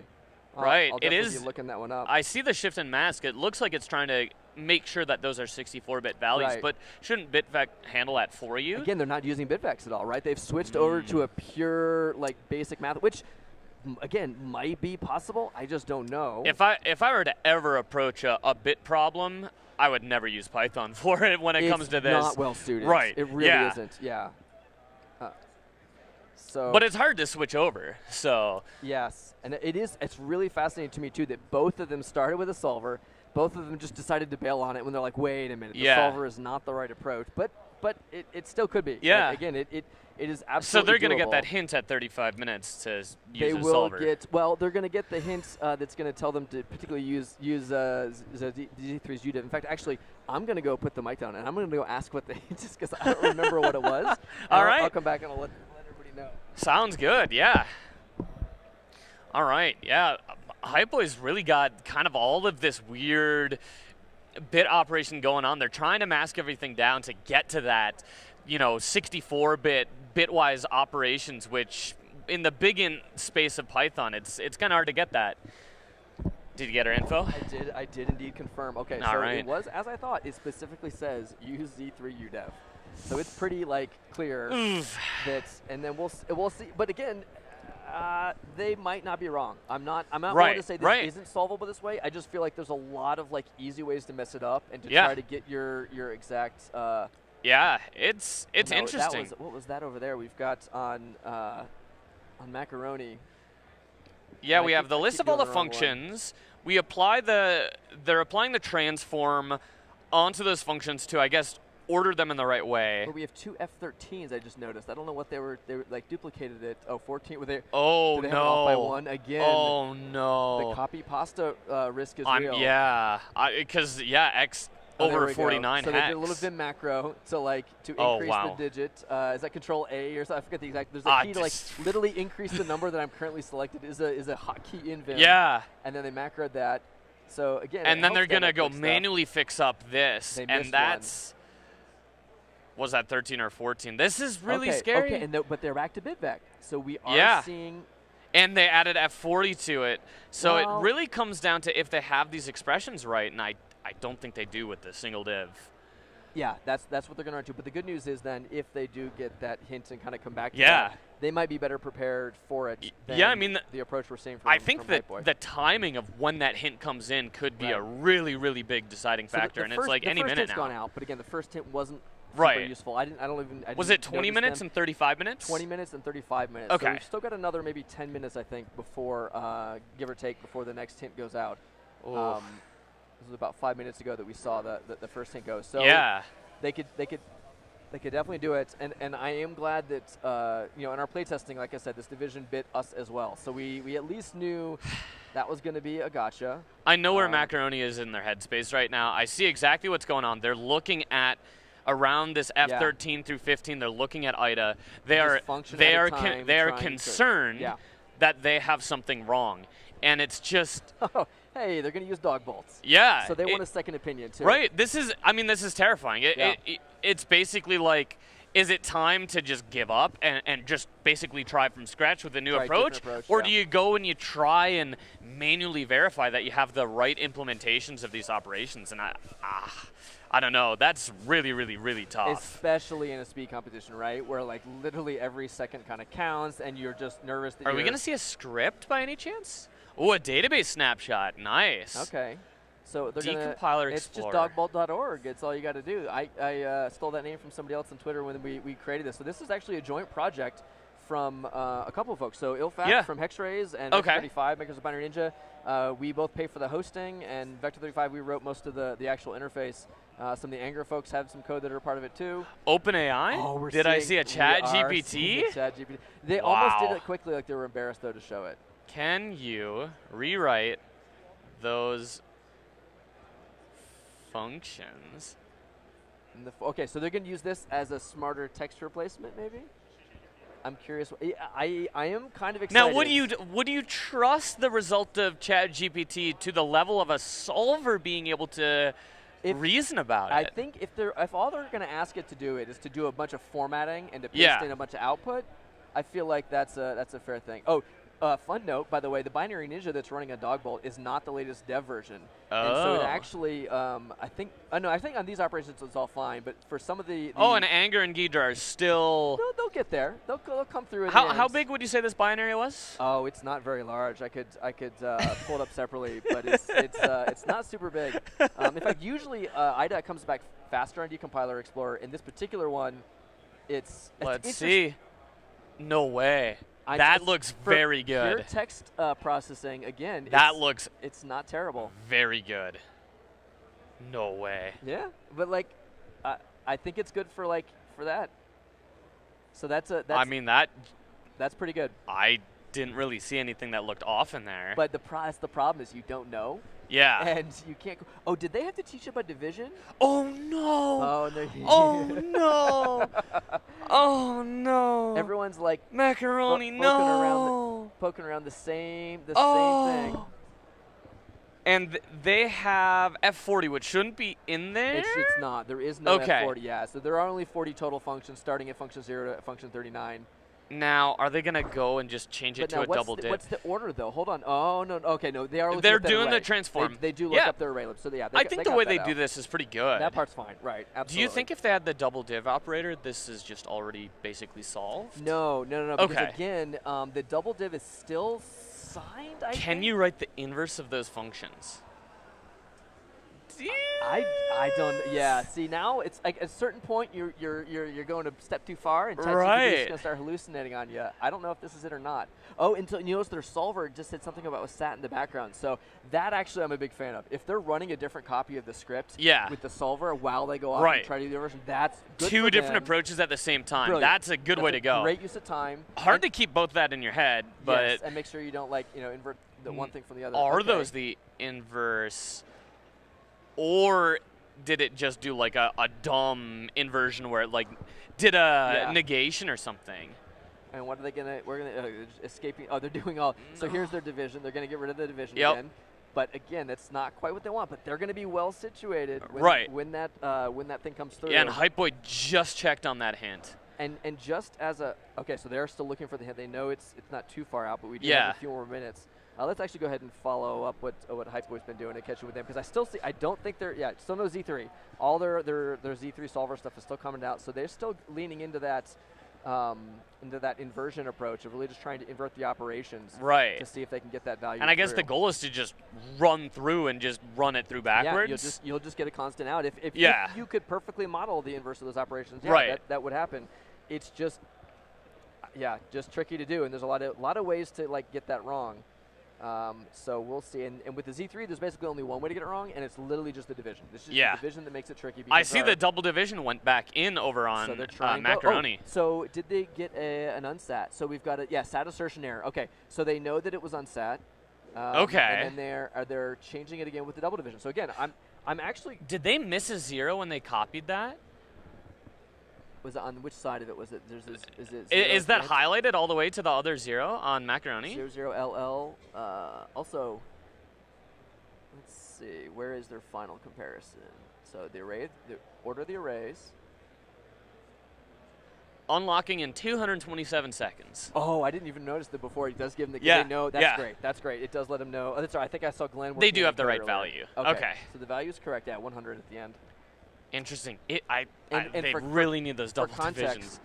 When I wrote this, I literally just had a debug version of it. I put in the input value I wanted to be the answer, and then I just checked the value at the end, then I hard-coded it back in and recompiled it, right? Yeah. So it's really easy to find the solution you want. Now, I did still have to write the Z-theory. I did still have to prove it was solvable, and that's also how I could find there were multiple solutions. But it's kind of easy on a forward operation. Okay, hold on. What are we doing here? Out equals Zmod. Zmod.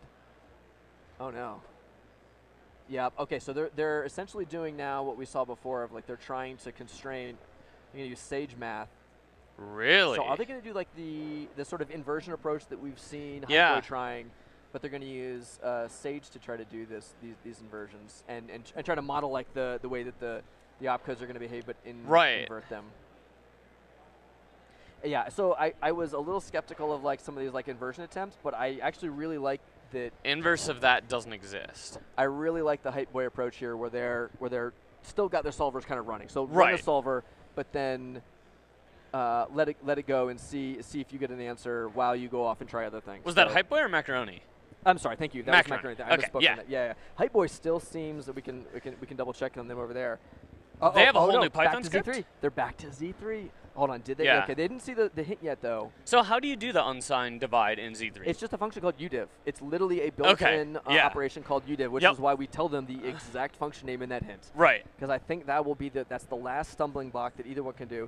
The other thing is I'm keeping an eye on our alerts. I don't think I've seen the other. So remember, as a reminder to our viewers, you can go over to the other streams and you can watch the 2 other players that have been doing this. So we've got Maple Mallards and Straw Hat.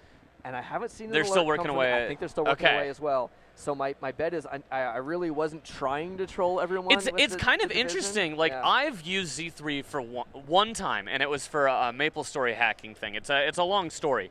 It's a long Maple story, maybe. Hey, gosh, sorry, I'm a dad. I can do dad jokes. So, and I've already had it drilled into me to make sure that I'm doing the right div operator. Yeah. And I've used it once, so you would think that people who have done this a lot would probably immediately be going to that. Now, maybe it's because they saw int64 and IDA or something, and they're just taking that. Immediately jump from there. Yeah, that's entirely possible. Yeah, that's really tricky. Is it all of the functions are unsigned, or is it just like one of them is unsigned? Because if you did that, that's just rude. So the values themselves are all unsigned values, and in source you don't differentiate. You just div, multiply, whatever, and it just happens to be if you have unsigned values, it's gonna be an unsigned div. I see. Yeah. But again, in decompilation, you just see division, multiplication, addition, subtraction. Which is, like... Does Binja differentiate those? Binja does actually show you in high-level IL, right? So, like, in... It does, like, U/, or whatever? It can do U, yeah. So, Binja will actually tell you if it knows the operation signedness of either a comparison or whatever it is, which is not valid C. It's one of our arguments about, like, why ILs are better than just, like, pseudo-C or a C output. Because you can actually do hinting as to what type of thing it is. To me, that's mandatory. Like, whenever I have printed out any of my ILs, it's always on all of the operations that are signed or unsigned. Yeah. It is explicit, you S should or absolutely, U. do it. It's just so important. Right. It's the difference of, like, having an O day and not. Or in this case, spending an extra 15, 20 minutes getting your solver to work. Okay, actually, let's go back. We've got, I'm seeing on Hype Boy, we now, is that it? They've got a V4. Hold on. They're running it. They've got a value. Okay, yeah, they've got a value. They're running it. Oh, no. Now, let's see. Are they checking the input? Does it check? Are they doing the inversion thing? Well, they're putting it. What format is the input? Is it hexadecimal or is it? It was LLU, so it should be an unsigned 64-bit int. That actually tricked someone up yesterday for about 20 or 25 minutes. Oh, no. One of the teams, I think, didn't know that it was hex. Yeah. So I don't see. They haven't checked the. Okay, so they're having copy paste errors. Try again. Okay, now are they going to check that scanf? Please go check. Yes. No. Go check the scanf. Go look for that input. It was LLU. I do remember that.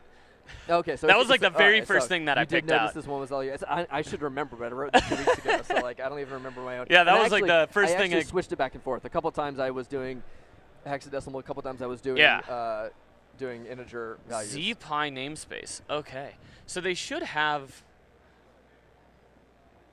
Oh, fantastic. Okay, so I just got production. Was that a love letter? It was. They're telling me how much. No, they're telling me that Straw Hat won. So Straw Hat has beaten Maple Mallards in our uncasted one. So if you were watching that stream and you've joined us now, you may have already seen the end of it. Wow. Straw Hat won their version, and they again got a different number than the expected solution. But I'm not at all surprised. Z3 UDiv. He finally the popped hint it up. Is out. Oh, and UDiv is not defined. We are seeing it on both of them. Yep. We're seeing. Okay, so both have the hints. Yeah. This should be Honestly? So at this point, it's a race to see who can fix their implementation. I'm putting my money on Macaroni because if they go back to ChatGPT to do that transform to do the UDivs, they're going to get the result very fast. Though. Watch, they're just doing a Vim macro, and they're doing it, and they're almost done. It's kind of interesting that we've got it. Oh, here it is. Hype Boy though is coming through. Oh. They've got a value. It's shown as correct. And now they just have to. No, they're going to get it in there. Submitter 12. They've got it. I think they've got it. Here it is, and that's going to be. That is it. That is Congratulations. it. Nice. Oh no, and we just had one so close. Oh. Macaroni was just behind it. That hint was exactly all they needed. That was so close. Wow. We thought that might do it. Sure enough. It was kind of crazy that Macaroni did the manual copy pasting from IDA initially, but also used the most automated ChatGPT approach. So it's just two complete ends of the spectrum. Yeah. Yeah. We saw it both. But that was and it was exactly the hint. It was the UDIV. They just needed the UDIV. They No both way. got it within just seconds of each other. Wow. It is interesting though to note that I think as we saw, Straw Hat actually won theirs before I think that hit may have come out. That hit like just came out. Yeah. They all fixed it and were able to solve it. But I'm going to go back and watch the VOD now and see what Straw Hat did. Right. Because I think their solution may not have even been exactly the same. So honestly, I think in my head, one of the approaches that maybe would have come up to me is just randomly try both signed and unsigned. Like make a generic function. Right. Because how many Right, divs make a were there? wrapper 5? function. Yeah. What is Yeah. that? 2 to the 5 Yeah. different combos and just try all possible combos. And you know it's at least the same one for each of your divisions, right? Right. So you don't have to like do it. You can just do it 5 times essentially. It makes it a lot easier. So that was fantastic. All right. Well, I'm excited because we haven't had to use another sudden death, which is always good news. Whew. We had a good round. Everyone, we've got two victors. Congratulations to Hype Boy and to Straw Hat for their wins. But honestly, Macaroni and PPP that lost, they're playing into the lower bracket now. They can still be back in the finals For here sure. as well. Yeah, so. absolutely. Now, I don't want to put you on the spot, but who do we have coming up next? Let me pull up that. I've got the chart right here. So actually, I think we could. Well, I won't do the bracket on stream. Next up, we're gonna do a couple more from the lower bracket, actually. Okay. So I think we're gonna pull in. The next two are gonna be actually the two from this that lost are gonna be right back around. So they're gonna be coming in for Macaroni versus Shellfish. Okay. And Maple Mallor versus Norse Code. So all right. Again, even those the sort of lower bracket matches are gonna be fierce and great competitors. Perfect. Sounds good. Awesome. Look forward to it. Thanks everybody for joining us. We'll see you just in about 15 minutes as we reset, get the new teams in here, and we'll be back. Cheers. Take care.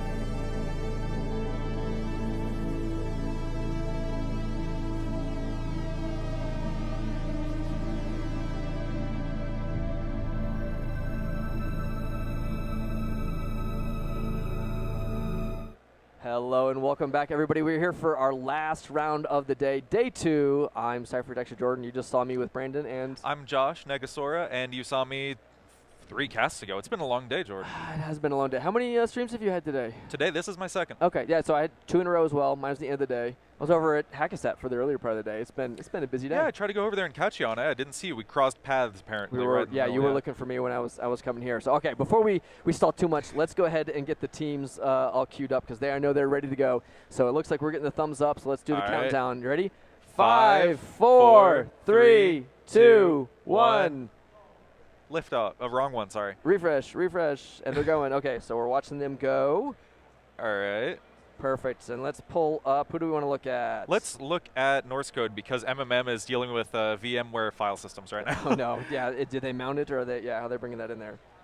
All right, so Norse Code's got it. We've got a standard libc, LD, and then the challenge binary itself. Are both these guys working Windows, like in VMs and Windows? It looks like it. Yeah, we've both got native. Wait, no. Is that native Windows? That doesn't look like native Windows. This one over here in Norse, that's not native Windows. Oh, that might be launcher. Windows in a VM. No, that's in Ubuntu. It is. Good call. Yeah, which I don't know what the launcher they're using at the bottom, though, is a little different. All right, so we're in IDA. They're pulling up the challenge. We've got Bob's Cheap Flights are. Oh, did you actually talk to us? This is Mark's challenge, right? Oh, yeah, this is Mark's challenge. It's called Cheap Flight. Okay. I haven't actually seen it. Cheap Flights. Yep. And the gist of it is, teams can't hear us, so it's fine. The gist of it is that you have shellcode, but you only have a certain number of bytes in it. Cheap flights. You got to keep it very cheap. Okay, real quick, I just want to point out, very nice of them to have 2 different color schemes for us. We have the light theme and the dark theme, and I noticed that even the IDAs were light theme and dark theme. Oh, so that not number of bytes, the sum of the bytes. Oh, did I say the sum of the bytes in the shellcode has to be under a certain value. I misspoke. Yeah. So it's shellcode where you have to have low opcode shellcode. Interesting. Yeah. Okay. Or jump earlier and put your shellcode in a place where before it you have bytes that store stuff out. Interesting. Yeah, that makes it do like a kind of a stager approach and then swap it over. All right, so let's go ahead and switch over to. Where are we? Maple Mallard Parliament. Maple Ducks of Bacon. Ducks. I don't. Yeah, MPD. We'll just I call them the Mighty Ducks. The Mighty Ducks. I like the Mighty Ducks. Yeah.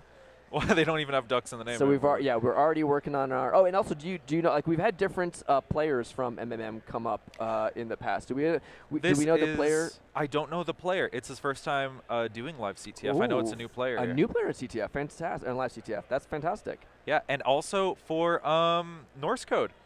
The normal guy came in and dropped this guy off, and I look at this guy. I'm like, "You're not playing?" He's like, "Hi, I'm the shellcode guy." Oh, so very nice. I hope he lives up to the title. Okay, that makes a ton of sense. So we tell teams the category, so they knew this is a shell coding challenge, right? We just said I think x64 shellcode probably is what we put in there. Yeah, x64 shellcode I think was the exact category. I think we like to put the architecture in just so they know there's nothing crazy. Yeah, we're not doing ARM shellcoding because that would be a rude wake up. We just don't want to deal with the infrastructure on the two. We did do some ARM challenge. We did an ARM challenge last year. We did.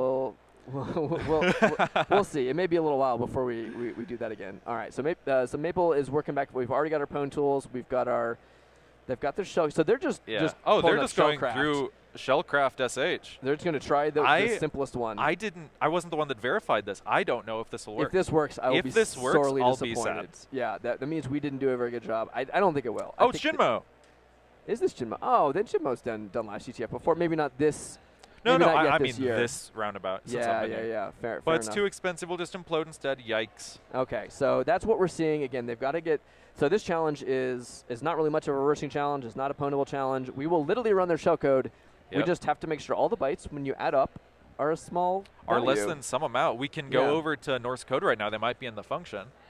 They are in IDA. Let's take a look at what they're looking at. And we've even got symbols right here on the. Here we go. Oh, and it looks like it just gives you what you've sent it so far? Number of airports. See.